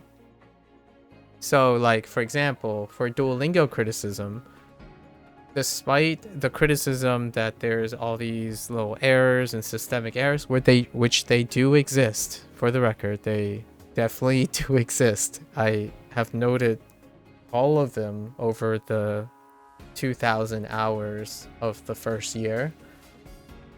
While that happens, there's no critique or weighing of how crazy language learning has taken a center stage due to the existence of Duolingo. So it's kind of one of those things like, oh, I'm going to talk about language learning because people care about language learning now at the expense of Duolingo, but they rarely ever constructively balance or critically balance what's gained and lost by the existence of a product that preceded their interest. It's kind of like saying, oh, they hate anime now because anime industry went down the tubes, but not understand that without its existence, your interest in Japanese or culture or language learning and the appearance and relevance of it doesn't exist. So it's kind of like cannibalism. I really do not like cannibalistic. I'm not the biggest fan of adding fuel to cannibalistic behavior. It's kind of like the dog that bites the hand that feeds situation. And that's kind of how I feel when it comes to synthetic voices. Like, meanwhile, I would probably put forth that these people are fine with using AI generated vibe learning on their own and expect that their English or use of English in criticism has no element of fallacies. Like they hold themselves up to great standards, but they don't execute on those standards. Not only that, they are not collaborative or supportive or like willing to work, and simply sitting on the side wishing that someone else provide them with the perfect tools and, you know, labor-free cost in using them. Like a kanji writing book you got, it has some obvious typos, reading errors, yeah, but you can see with your level of understanding there have been some editorial issues, and you can easily see past and learn from it, right? Like, if you can see, my thought is the only way someone can be abhorrently upset about editorial issues or products made by humans is the idea that they idolize a single source of information and are incredibly detached from the human condition. It's a little confusing. It makes the flashcard section kind of less useful, but you're not burning down the book review section over. So here's my thought about it. I enjoy when people can spot errors, also circumvent them, navigate them, and even contribute to editing them. This is my thought about why I like problem solvers. Because when you think of problem solving and you think about critical thinking skills, there is very little room for being triggered by a singular source of information produced by humans, right? If you value human input, that would go entirely free of errors. And it is not expected that one person becomes so reliant or so idolized on a single source of information that they would be triggered by that human error, right? My thought is, when you talk to someone who can seemingly burn down a human's creation by not expecting errors and having intolerances to errors, that is a combination of a human being who believes that when something is released that a human produces is free of error, and they are unable to provide or think critically in a converging manner. So, for example, you do not rely on a single source or anything ever. Like, ever created by humans. Now, you might be saying, well, then that's why I like ChatGPT, or I like robots and algorithms, because they are never wrong. We'll see about that. We'll see if that future is realized. Then you can go and sit in the corner and only interact with your robot friends and detach yourself entirely from the human condition. Because if you can detach yourself from the human condition, then you don't have to talk to people. You don't have to read the materials that they created. I mean, it's kind of hard to do that, considering that even the essence of whatever is automated is produced by humans. We live in the Anthropocene, so most things are humans. What I'm gonna say is, if you think that this is the last time you find a tool that's gonna be that's gonna have the occasional error or like a human behind it and human motivations, I think it is a very tough life for me personally, not whoever is really angry about everything. I have come to understand that humans create things, and when they create things, they also have their motivations. Whether I choose to crucify them or like be angry about them, I usually ask myself, is it less resistant to be consistently angry at them while I have no control, or understand that these errors will come up and they may or may not respond to me. However, I am not limited to one source of information. If Duolingo has pitch accent issues, then I supplement and find converging evidence, whether it's a pitch accent or a pronunciation issue. The nice thing about using those people who are incredibly loud is that I can corroborate it. So whenever someone says, oh yeah, you know, better watch out for this part, it's like, I'll keep that in mind. And then I'll go look for many sources that will help me correct it, right? I am far from scorching things down because I appreciate the things that are also right and useful, as well as the things that aren't.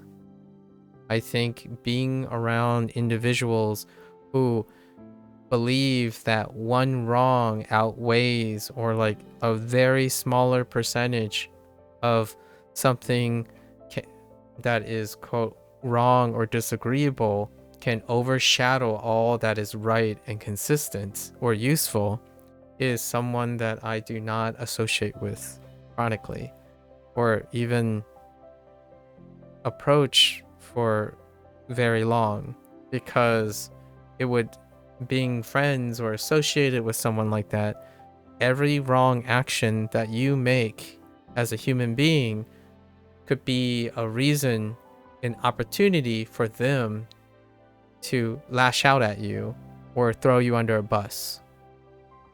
And for myself, I understand that the people I talk to, the people that I surround myself, we have ups and downs, even in creation.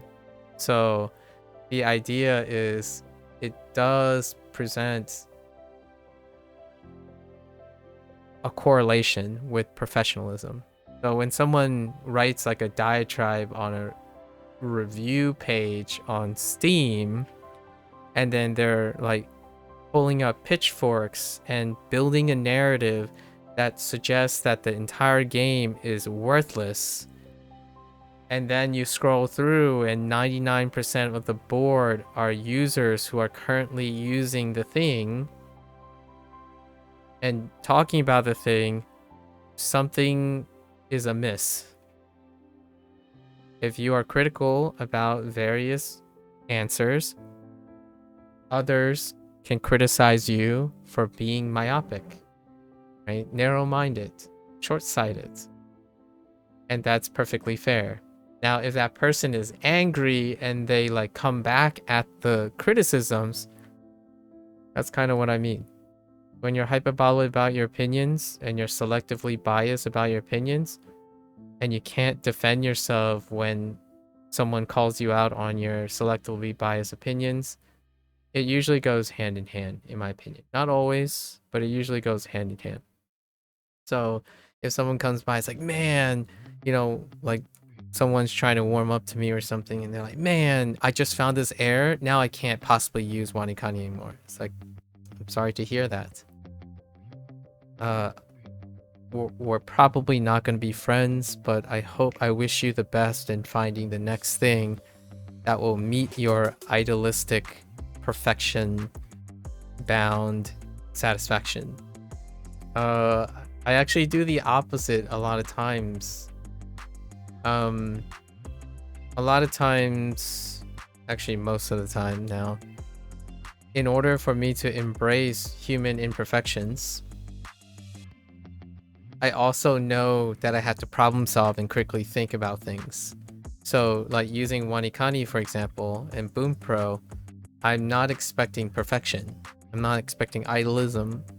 I expect pros and cons, ups and downs, and all sorts of sideways, vertical and horizontal arguments. The idea is that you practice that. If you don't practice that and just, you know, sit there and whine like imperfect things do not deserve time, does not deserve your time, and you should never be paying for when you're paying for something, it has to perfectly meet your expectations at all times in an idealistic way. I'm not. Yeah, it's gonna be very hard for me to empathize with that. I mean, they kind of have my sympathies, sort of. Honestly, I don't even sympathize with that anymore. Like, I can't tell you how many times. So we're not gonna talk about language learning. Let's just talk about art for a moment, right? Someone would draw an art piece and they're like, oh, it's not exactly identical to what I imagine in my head. It's garbage. And my first thought is, well, do you see what you have drawn? Can you appreciate what you have drawn?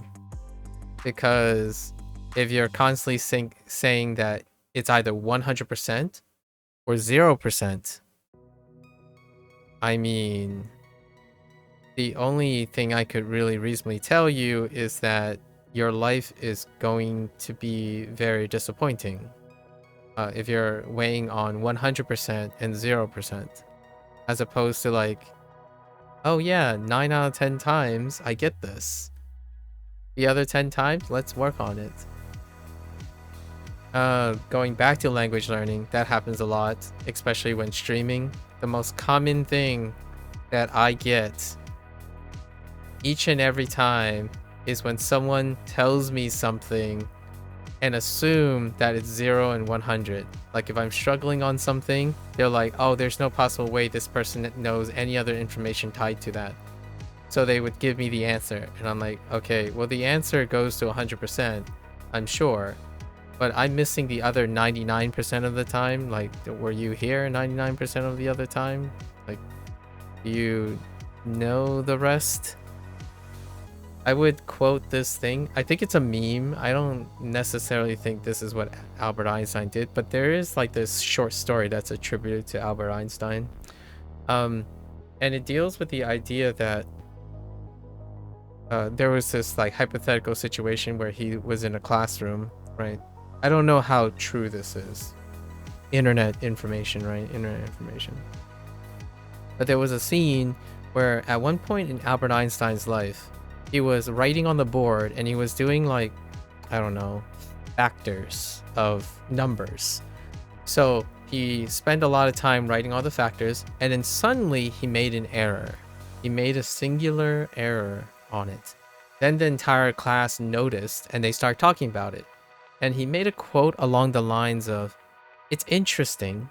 I'm not sure if he was making a bold statement to the, but he would say it's interesting along the lines where that the entire class paid attention to the minor thing that happened, which is the error he made, but rarely ever appreciate when someone has done the other thing in disproportionately more consistent amount of time.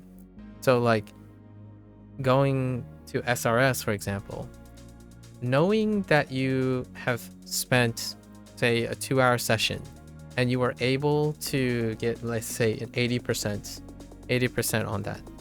That 20% will dictate like how you feel about that 20% that you missed and what you do about it and what you do with that information or think about that information really determines the mindset that I'm talking about.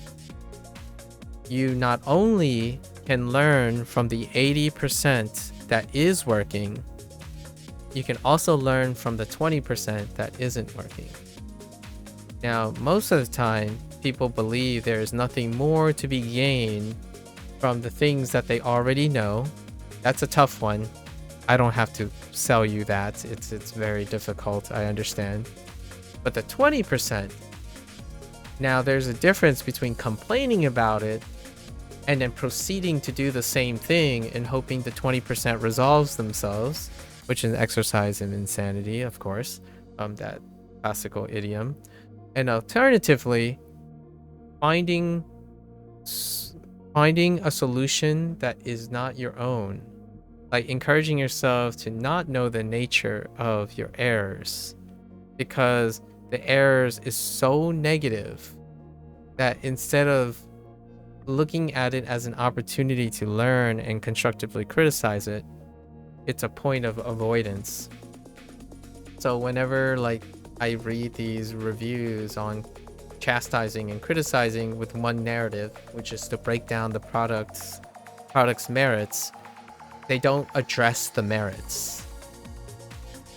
So that's like kind of saying, oh, I'm going to criticize this product, but I say nothing about what is there before I criticize what isn't there. So congratulations, you have, at least in my opinion, you know, presented an excellent case of critical bias in your assessment.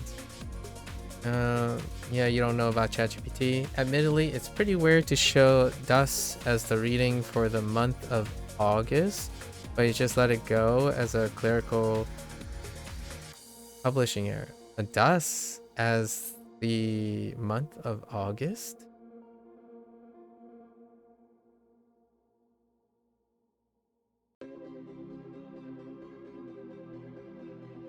Is that the error you checked? Check with a couple learners and move on. Yeah, check with a couple learners, or check with a couple resources, or what have you. I think nowadays the expectation is that you should only have to pay once for an immaculate construct, and you should never have to, like, people have to always, like, whatever you pay for has to be right. And then you never have to pay for it again, and you never have to relearn it or maintain it, and it never changes, by the way. That's all these nevers is how I would argue how someone could be so intolerant. And I'm being a little generalizing. I think those, like, those people aren't like entirely intolerant or something like that. The idea is, in order to get myself to that mindset, like, how could a singular thing or like various things that they list could get me to ignore. Admittedly, you would like to pay once so you get it, but you also be realistic. Yes. So there's a difference between being upset about it though. Like, I would love the same things. Like, I would love the world to be perfect if you somehow, I guess. I'm okay with that. I can appreciate the world being perfect to some, like, the image of someone's perfect image, right? Fair enough. I myself actually do not find that very lively. Someone asked me this hypothetical before. They asked me, if I had the choice of having universal knowledge, like, just given to me today, would I take it? And I'm like, that doesn't sound like a... Are you, like, downsides? Pros and cons? Like, that's what I mean by idealistic people. When someone asks you something that is idealistic with no checks and balances. That's wishful thinking. I don't usually operate in wishful thinking. I hope for things. But I also embrace the noise, the stochasticity. It could be, someone could say, oh, well, you're just coping. Like, you sure you don't want a perfect world? I'm like, if the world is perfect, it certainly seems dull, wouldn't it? Like, I talked about balance a lot. Humans... trying to remove humanity by asking a human question, or like thinking you're asking a human question by removing the humanity from it, that sounds like an oxymoron. Like, oh, do you believe that things can be perfect? If you say yes, then good luck being human for the rest of your life. Because, like, a large amount of the beauty in humanity is that things don't stay the same. They are consistently in flux. Things ebb and flow. They even cycle. Would you say you hope for things that can't yet be seen? Would you say you hope for things that can't yet be seen? I could say that. Yeah, that's one way to phrase it. I hope for things I look towards uncertainty because of the nature of the human condition. If I live a life that's entirely predictable within my image, I feel like a part of humanity is lost. Now, when we become immortal and see it all and stuff, I wonder what life like that is. We're going into philosophy now, right? Philosophy, because most of these things are hypothetical in its nature. Like, for example, I suppose some people I have met in their world, like in their minds, that they believe that their life would be incredibly happier if everything was predictable. Like, legitimately, everything's predictable. That's what they wish for. And my first thought is, so then what do you have to look forward to? And their thought is, well, to look forward to the predictability. And my first thought is, so when you play a video game, you want the video game to be entirely predictable. And they're like, yes. So like I can play a game and I can learn something. Learning is not predictable. If you're learning something, then you can no longer predict it. They're like, well, no, okay, well, that's an exception. Like, I still want to play games and be challenged and like, but they have to be predictable in the specific way that are all the things I don't want to learn. Oh, okay. So you mean being human? You mean playing things made by humans? You mean things that are not targeted towards you? So the game has to have some level of not targeting you and pandering to you. Then someone will say like, well, you know, universal knowledge is great because then I can solve all the problems in the world. No, you can't. Universal knowledge, if you were asked to be given universal knowledge, you're suggesting that you would know everything. So if you know everything, you don't learn anything. There's no joy in learning if you know everything. Now, I do a pros and cons here. When someone asks me if I were given universal knowledge, and my first question I would ask them is this temporally accurate? Like, you're telling me that like whenever new knowledge and like emergent knowledge comes about, I gain that knowledge too, right?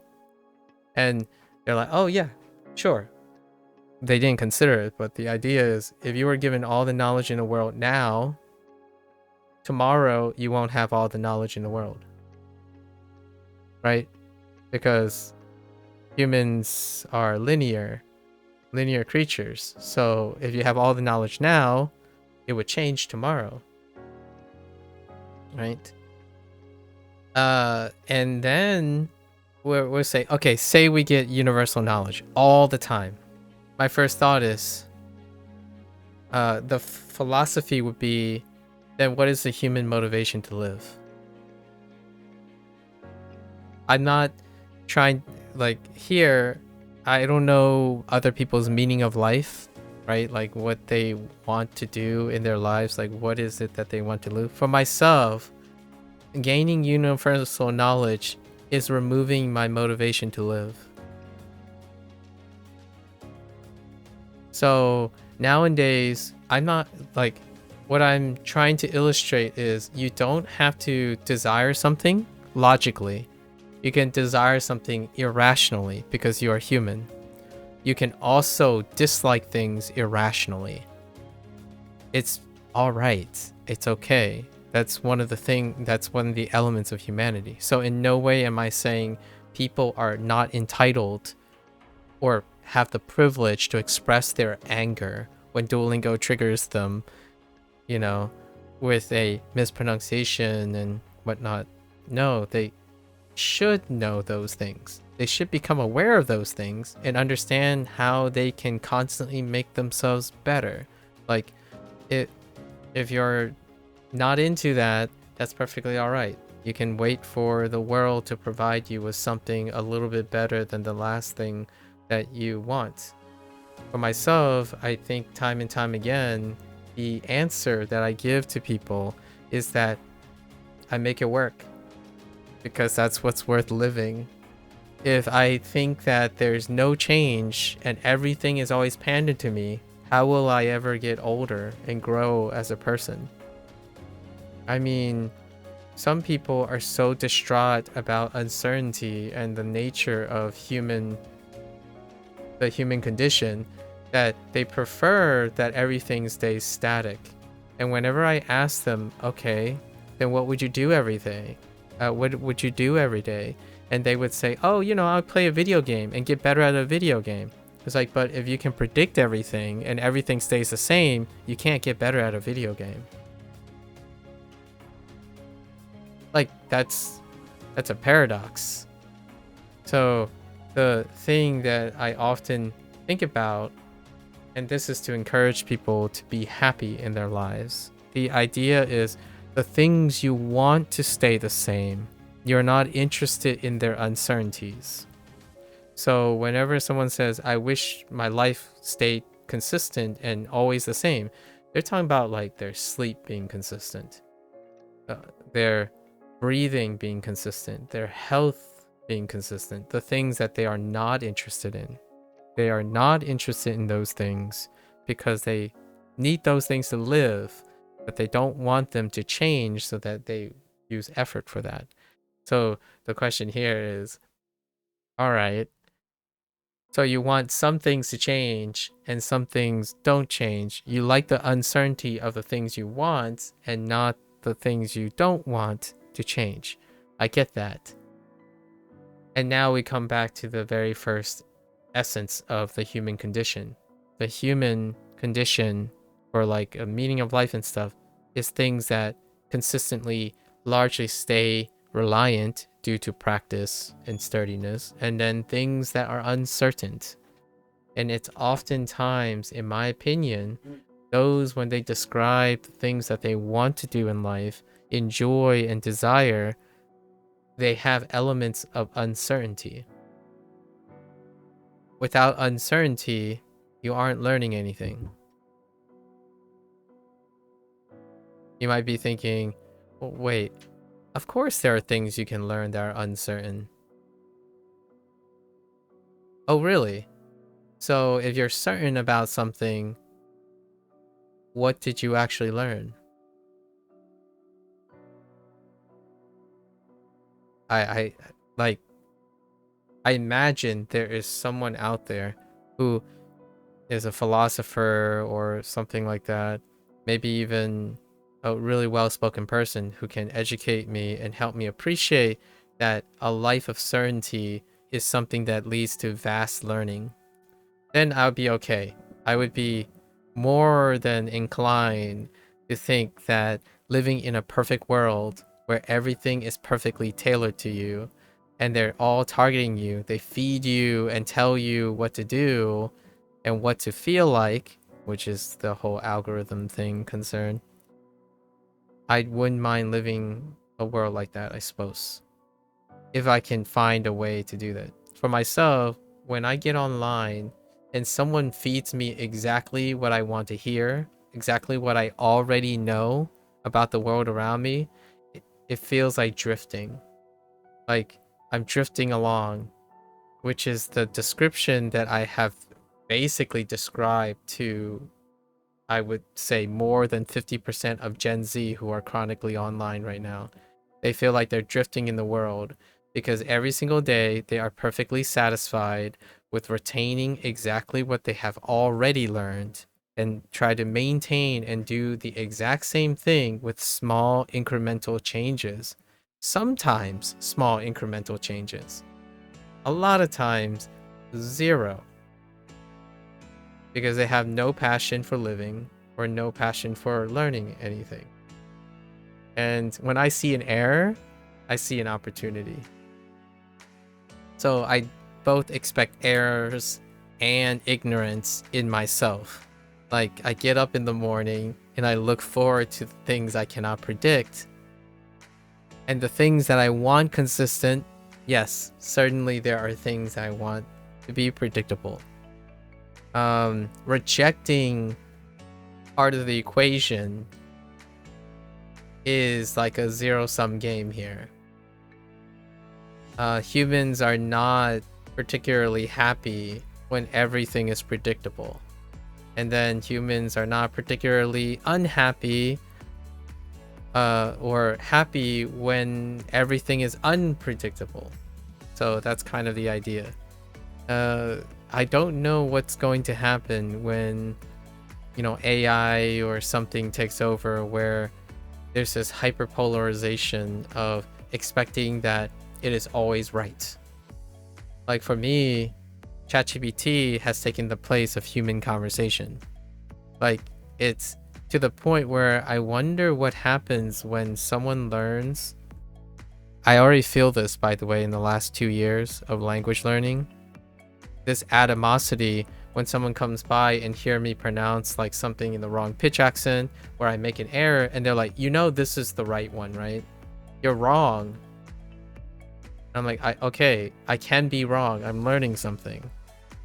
Like, would you give me the time, or would you allow me the time to learn? It's like, no, you have to have it right the first time. It's like, okay, I know what type of person I'm talking to. And someone would say like, well, you know, I know this. It's like, okay, show me. Go on, record all of your sessions, and then allow the world to scrutinize you based on every single element of incorrectness that you have. And then tell me, how do you feel?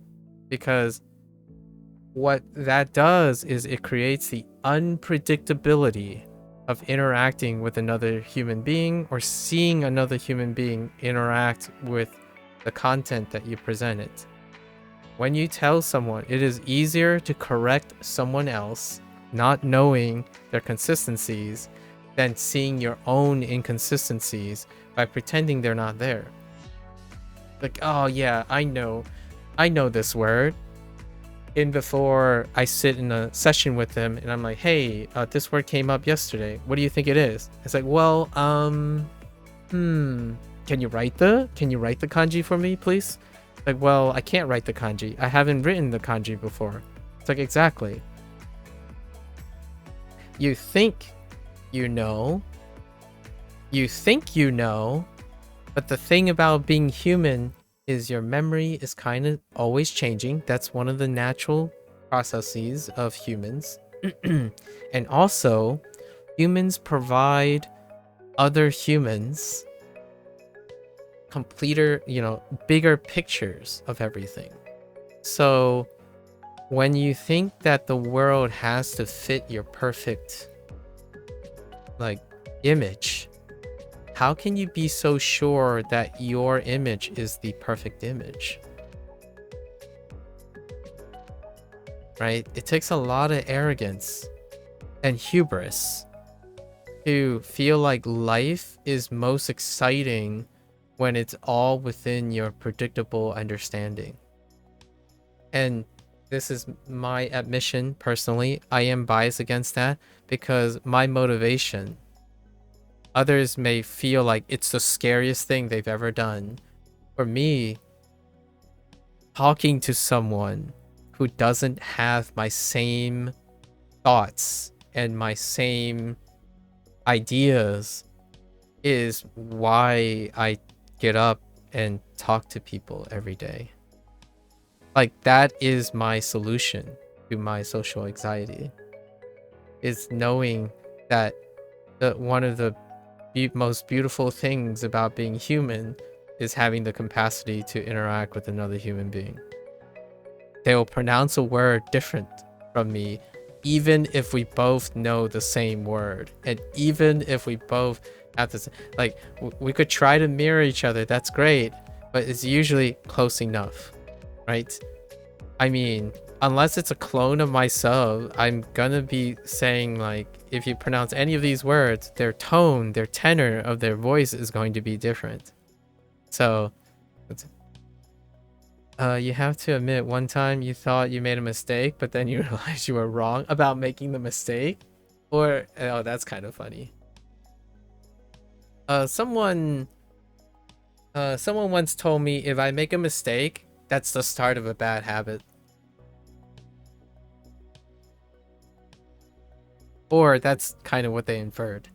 So like if they catch me making one mistake, they're like the world has ended. I should really make sure this person's world I should rescue this person from the world ending. I'm like, the world doesn't end in one day. But hear me out, hear me out. It could. Like, I'm not saying it can't. However, that error that I made, that's not the end of my world.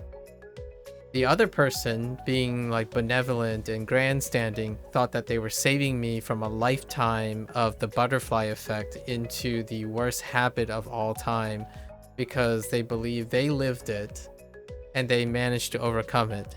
So that's kind of like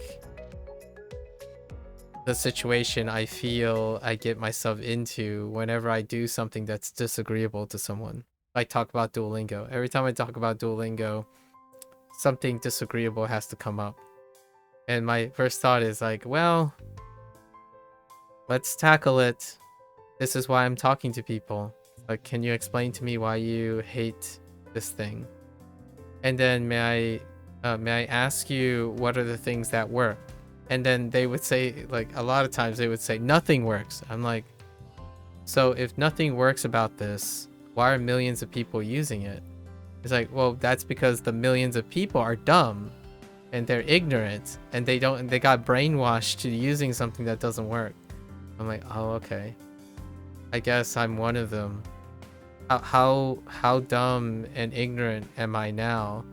It's like, well, you stop using Duolingo, so you're less dumb now, like the other people. And I'm like, I'm still using Duolingo.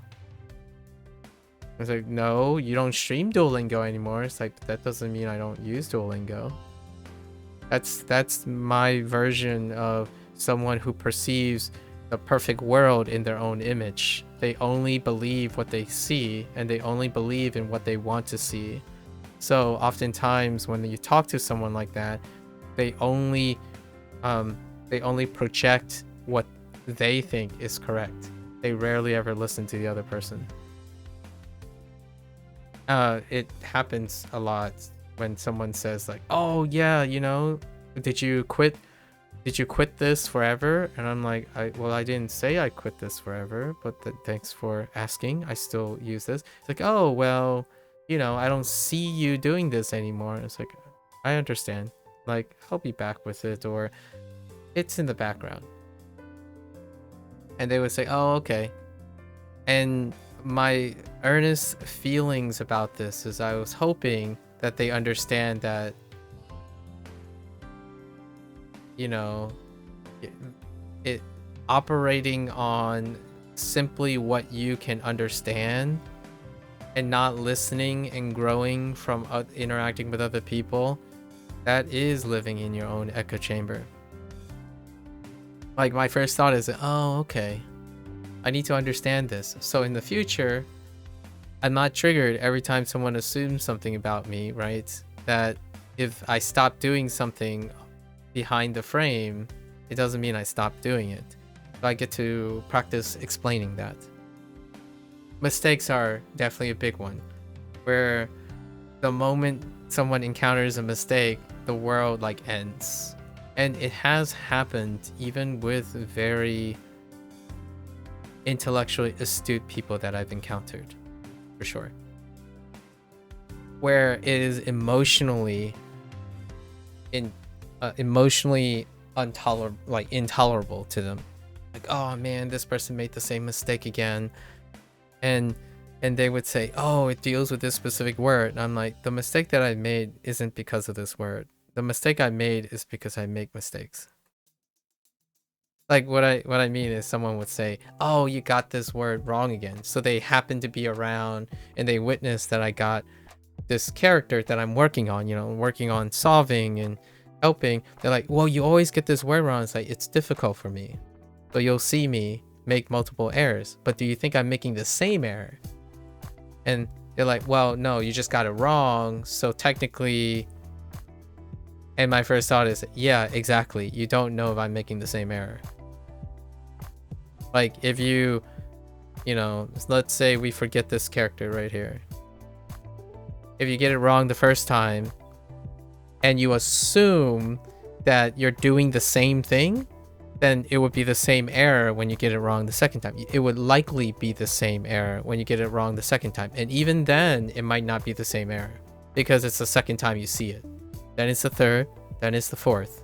Humans, despite wanting to do the same thing and hoping the error fix itself, they technically don't do the same thing, but they would do relatively the same thing. And when someone does that, the first thing they'll assume about another person is that if they get the same error again, like if you get this wrong again, they assume the other person has done the exact same thing. It's like, dude, my man, you're creating a bad habit, like, because you just did the same thing. And my first thought is, bruh, I'm not making the same mistake. I don't typically get something wrong and decide not to, to decide to ignore it and try the same thing again, assuming that the same mistake has happened. What you're assuming is if I get it wrong, I'm thinking the same way each time. That is not true. And that is something that I don't think you can determine unless someone literally explains the way they think over and over again, and it turns out to be reproducibly the same. So, why is that very important is going back to the Duolingo thing. If you constantly have the same response to the same mispronunciation of Duolingo, yeah, you're going to get ticked off. Because the first time it was already going to anger you, and you have determined that it angers you. So what do you do about it? You let it continue to anger you by ignoring how to work with it, or work without it, or avoid it. So at some point you get so angry that your solution is to remove the whole thing. So not only did you make that one error that you know is an error, you decided to remove everything that you've invested in for that one error. What does this sound like? It sounds like chronic net speak for how people treat each other. Adults online. So when someone makes an error, you are no longer, they are irredeemable from now on. When someone says why a chronically online Gen Z is constituted as one of the loneliest generations, and soon continuing to be the loneliest generation, is the idea that many of these behaviors on how to correct error, mistakes, tolerability is coming from an unacceptable standard set by their internet experience. When you go online, Google can't make a mistake, right? That's what they're designed for. A tool cannot make a mistake. However, when that mistake occurs, you can learn from it. You can choose to communicate with it, like in a way with yourself, like correct its mistakes or make it better, or find another tool that patches that part and then continue using the existing tool. No, it's usually, if there's something imperfect about it, you discard the whole thing. Why does that create a lonely generation? It's because when an adult makes a mistake, you discard them too. I can't tell you how tough, for me personally, I don't think it's tough for them. Like they have a different mindset. It's tough for me to see how easily people discard other people online. Like, oh man, you said something disagreeable. Oh, I'm out of here. Like sometimes you would have like, oh, I've been watching this guy for a year, and then they said this one thing, never watching them again. They have no redeemable quality. But let's just forget that there was 364 days of content that you learned about this person. Let's just erase this person from your existing memory because they said something disagreeable, right? And expect that the next person will never disagree with you as well. And for the record, this is not even having actual interactions with the person. We're talking about parasocial relationships right now. So then when these people eventually go to actually talking to someone, like in a Discord or something, their first thought is, yeah, everyone's the same. Like, oh yeah, this person, they're probably going to ask X, Y, and Z, and no one cares. Like, I don't care about that. And my first thought is they're probably thinking the same too, because the same generation usually think the same generation. So not only is this self-fulfilling prophecy, they're right. I can't like actually argue against that. Their assumptions are probably correct, because if I am to accept that most people have generalized an ideal world now because of the internet, if you communicate within the same generation of people, then their assumptions are also correct about each other.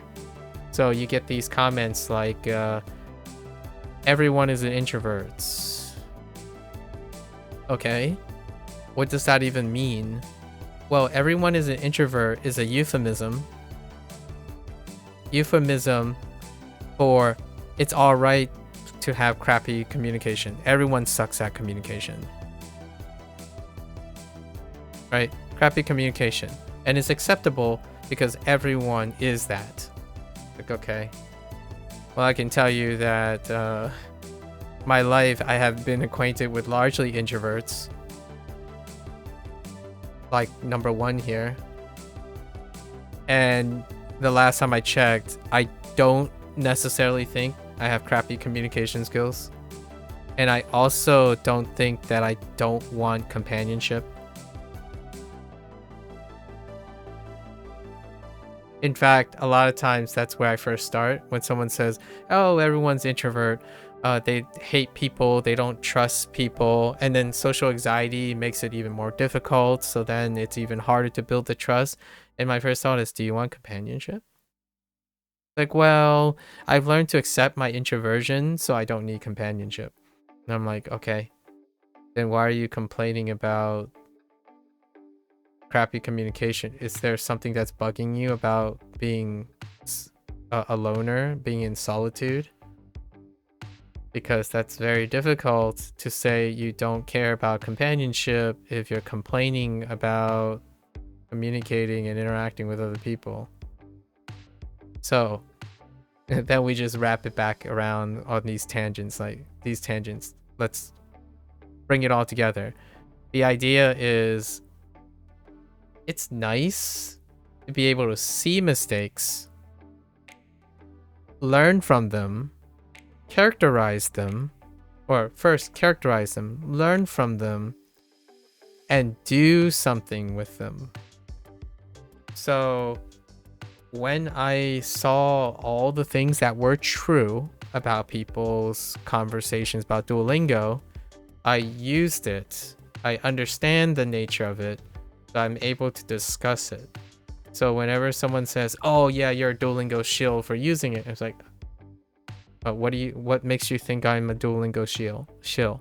And they're like, well, you never, there's all these problems and you never point them out. It's like, I would say, I'm not here to convince you to go and watch 2,000 hours of Duolingo, me encountering all these problems.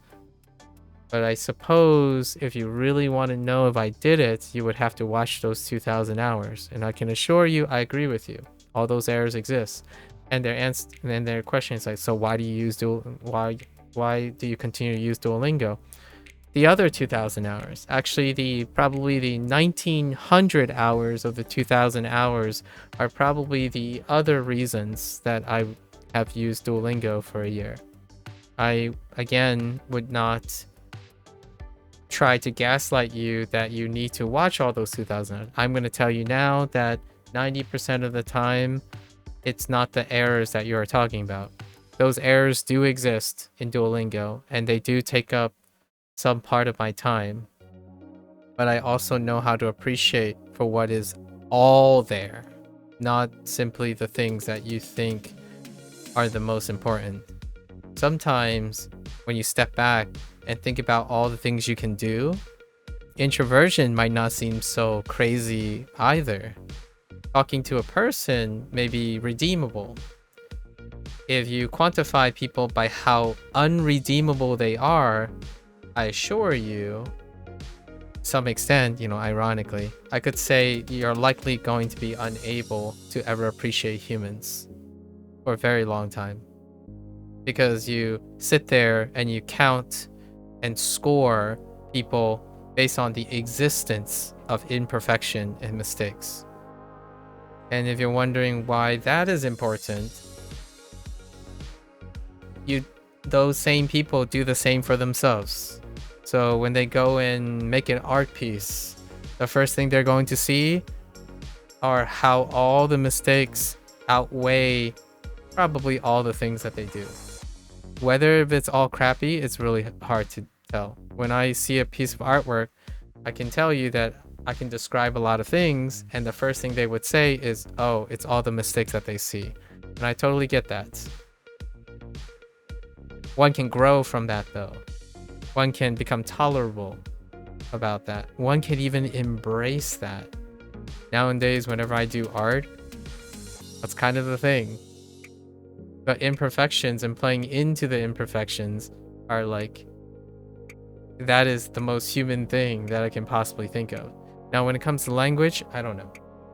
Maybe someone will come by and say, man, you shouldn't stutter and you shouldn't repeat the same syllables. You should always speak in concise language, thoughts, grammatically correct at all times. Good luck with that.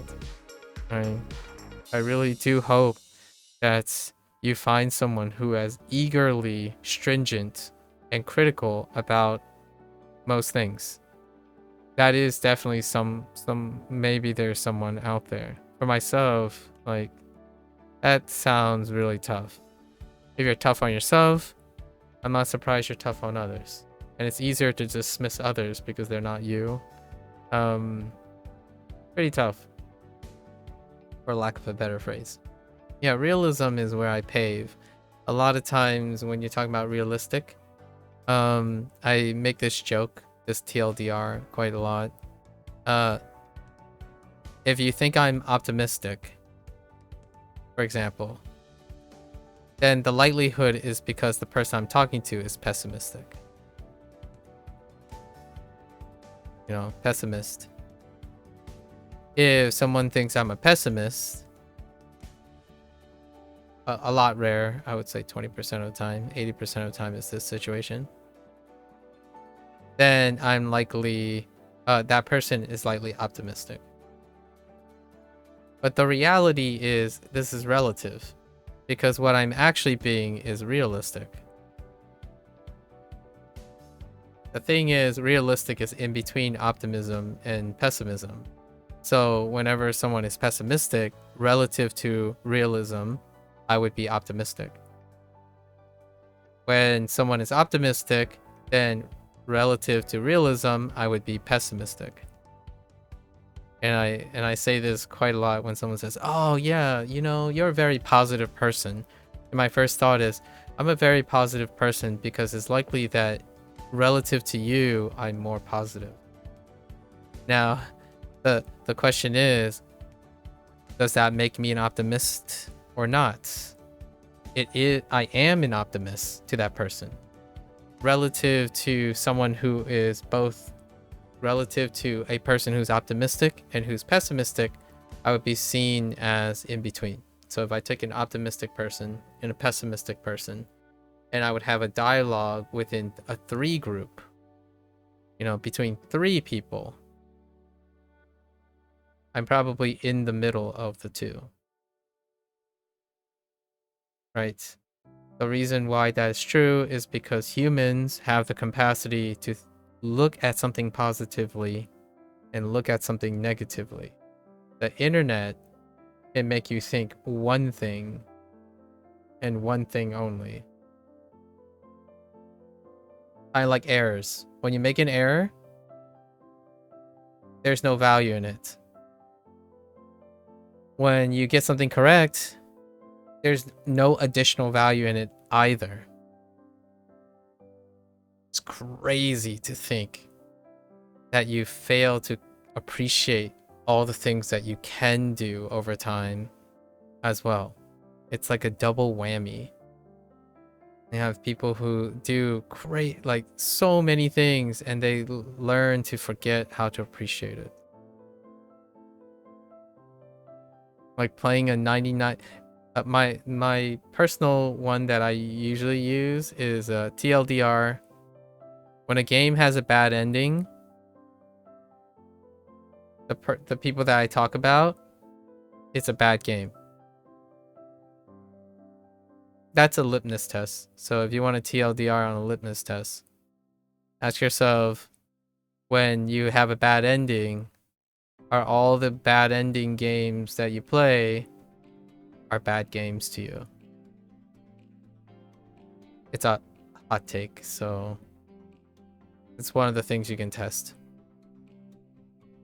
I usually don't think about it that way because the process is very important to me. Alrighty. Or a bad beginning. Ooh. Bad beginning is a tough one too. Someone quits because they expect that all beginnings are good. If the beginning is not good, then they can't follow through. Studying is one of them. If they start something and they spend 15 minutes and it's boring, then it's impossible. So irredeemable. First impressions are irredeemable.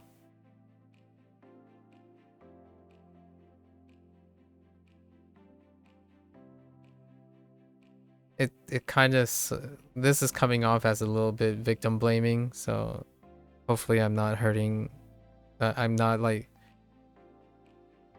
other people who are truly caring and working through things. I hope they're not catching strays from what I'm saying. I'm being a little bit direct about this, a little bit generalized. It's obviously far more complicated than that. All right. Let's finish up our thing here. Time is at 10. Okay. Where were we? And it's gone.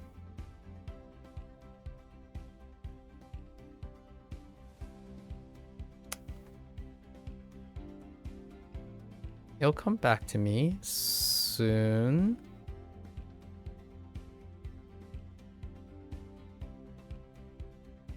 Okay, pledge.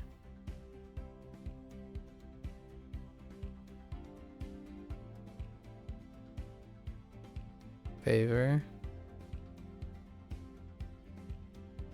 Display.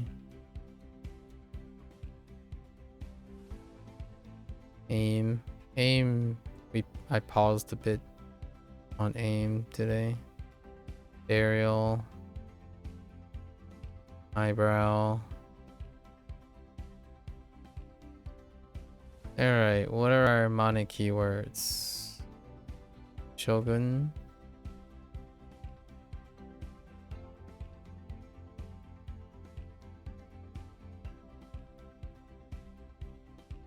Go. And go. Go. And what's something else? Row.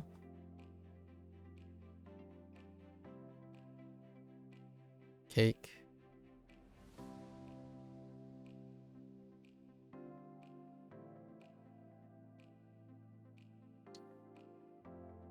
Our friend Bobo.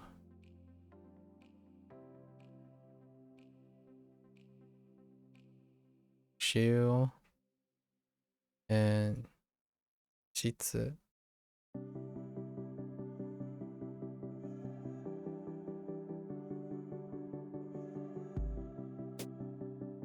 Ruin. House.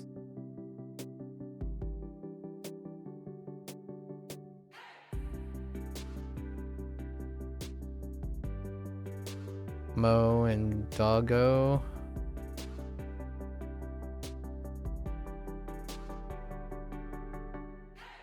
Oh.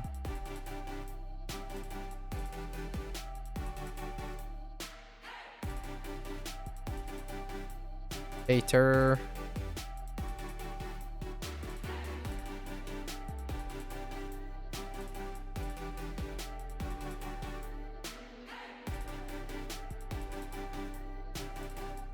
New plus, oh, actually E plus new.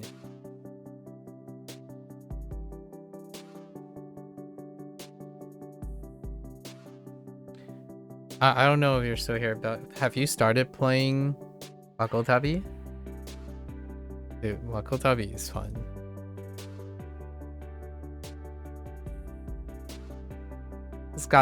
It really is coming into its own though. The Makotabi team is like escalating. Really does feel like the ideas are becoming more and more dynamic.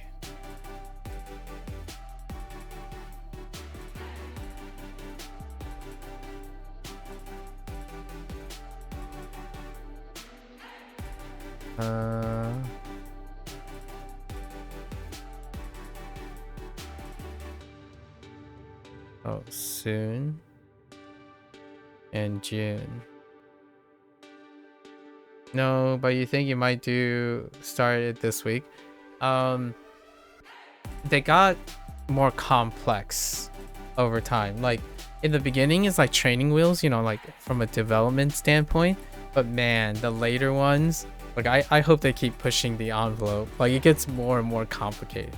Like we're talking about the game mechanics get more and more complicated. So they're using language as a game mechanic, and that's some people criticize it for saying, well, you know, it's kind of unnatural way of game mechanics. Like, but there are people who play video games, so like it's very cheeky how they go about it.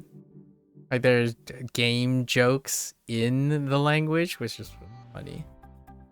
Oh, and they started doing, I won't spoil any, like, I'll try not to spoil anything, but they really do come up with some interesting things. And I can't wait to see what their next one is. It's set up like a Game Freak design. You know, gym leaders, right? You have gym leaders. Each gym leader is attached to a prefecture, but each gym leader and prefecture has a collection of mechanical gamification nuance that they have like themes, and the themes are tied to how you interact with using Japanese to get the answers. And I hope they continue to push that envelope. I could give you like a agnostic like from a different game, kind of like you know, Sokobon games. So Sokobon games are where you have like a character and they would have boxes, right? And then there will be like a goal, and your goal is to just push boxes. So you like push the box into the target. Now the question is, yeah, that's such a simple, you know, that's such a simple task. How could you make a whole game around this? Well, then you can put objects in the way. You could put a ramp and add another dimension. So while you're pushing is basically the whole idea of knowing your Japanese, right? Your Japanese is static. Like pushing is what you do. You translate, you try to memorize, you do your kanji. But the mechanics, the obstacles, and the field, like how big the field is, or like there's water here, you can't push over water, or the thing floats once you push, it gets wonderful. Like what I mean is they're really scaling it up. So I'm really looking forward to seeing what other types of interesting gym themes, like prefecture themes, that they can come up with. You're always a little iffy when Apple says game, even indirectly store location data, but you think I'll let it be imperfect with your glowing review. Oh, wait, say that again. You're always a little iffy when Apple says game, even indirectly stores location data. Oh, I see. I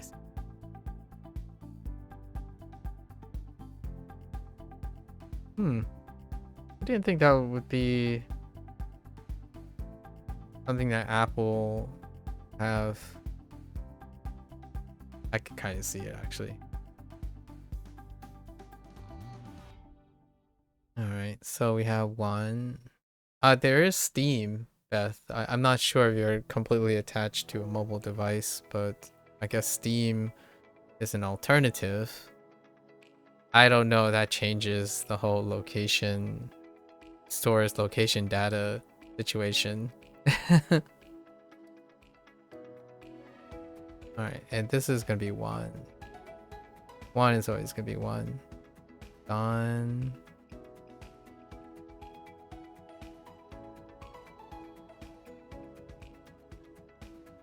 Kinda am. I see.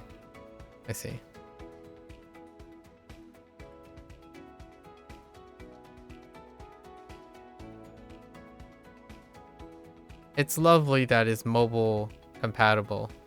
I mean, I also play Persona 5X, which is a mobile game, technically. It's hard to believe. Okay. Listen. Go.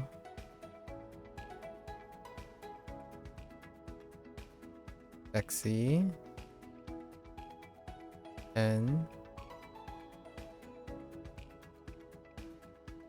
Tokyo. Army camp? What the army camp? Jean. Oh.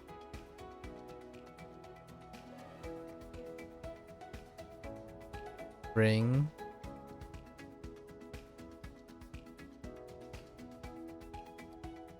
The heck are you whittling down? Sack. Cake. This is Actually, I should be writing. Shouldn't be lazy. Let's go write Okay.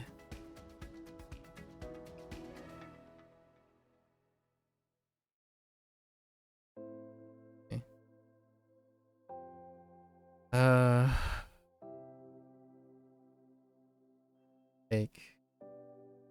Quite a lot of cake going on. Soap. Soul. What the eyebrows? We got the meat and the bee. I think you got it, but to be more clear, under data not linked to you, it says location data is collected. I see. Yeah, I'm not quite sure how Steam handles data as well.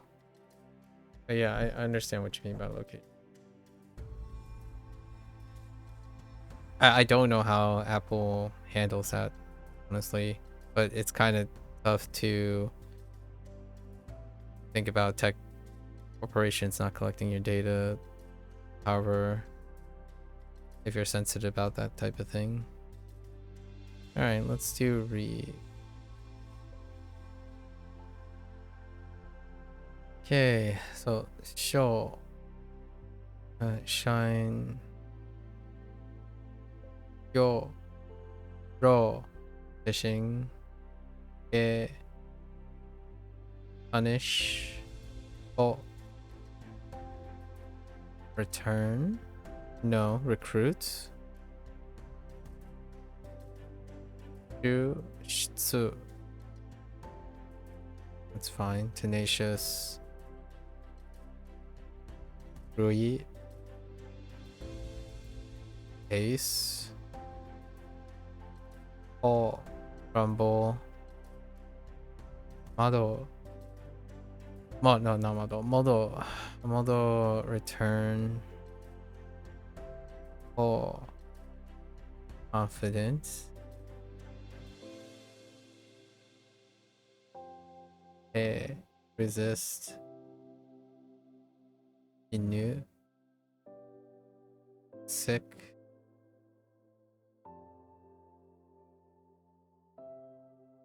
Soon. June. In season 1. Jaw. Dan. Bullet. Oh. Listen. Becky. Trace. And displace. Oh. Fight. Dean. Army camp. Oh. Fragrance. Lean. Look at. Sakut. Whittle down. Okay. Please. Not please. Pledge. Favor. And there's one other. And favor. Display.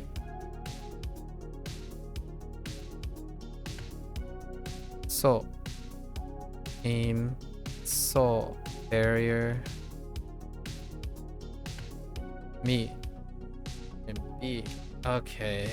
For eyebrow. Alright. That's a wrap for our WaniKani session today. If you're gonna watch this later, arigatou gozaimasu. As always, feel free to follow along, pick up WaniKani for yourself. Give it a try. You're always welcome to come on by, yap, discuss, digress.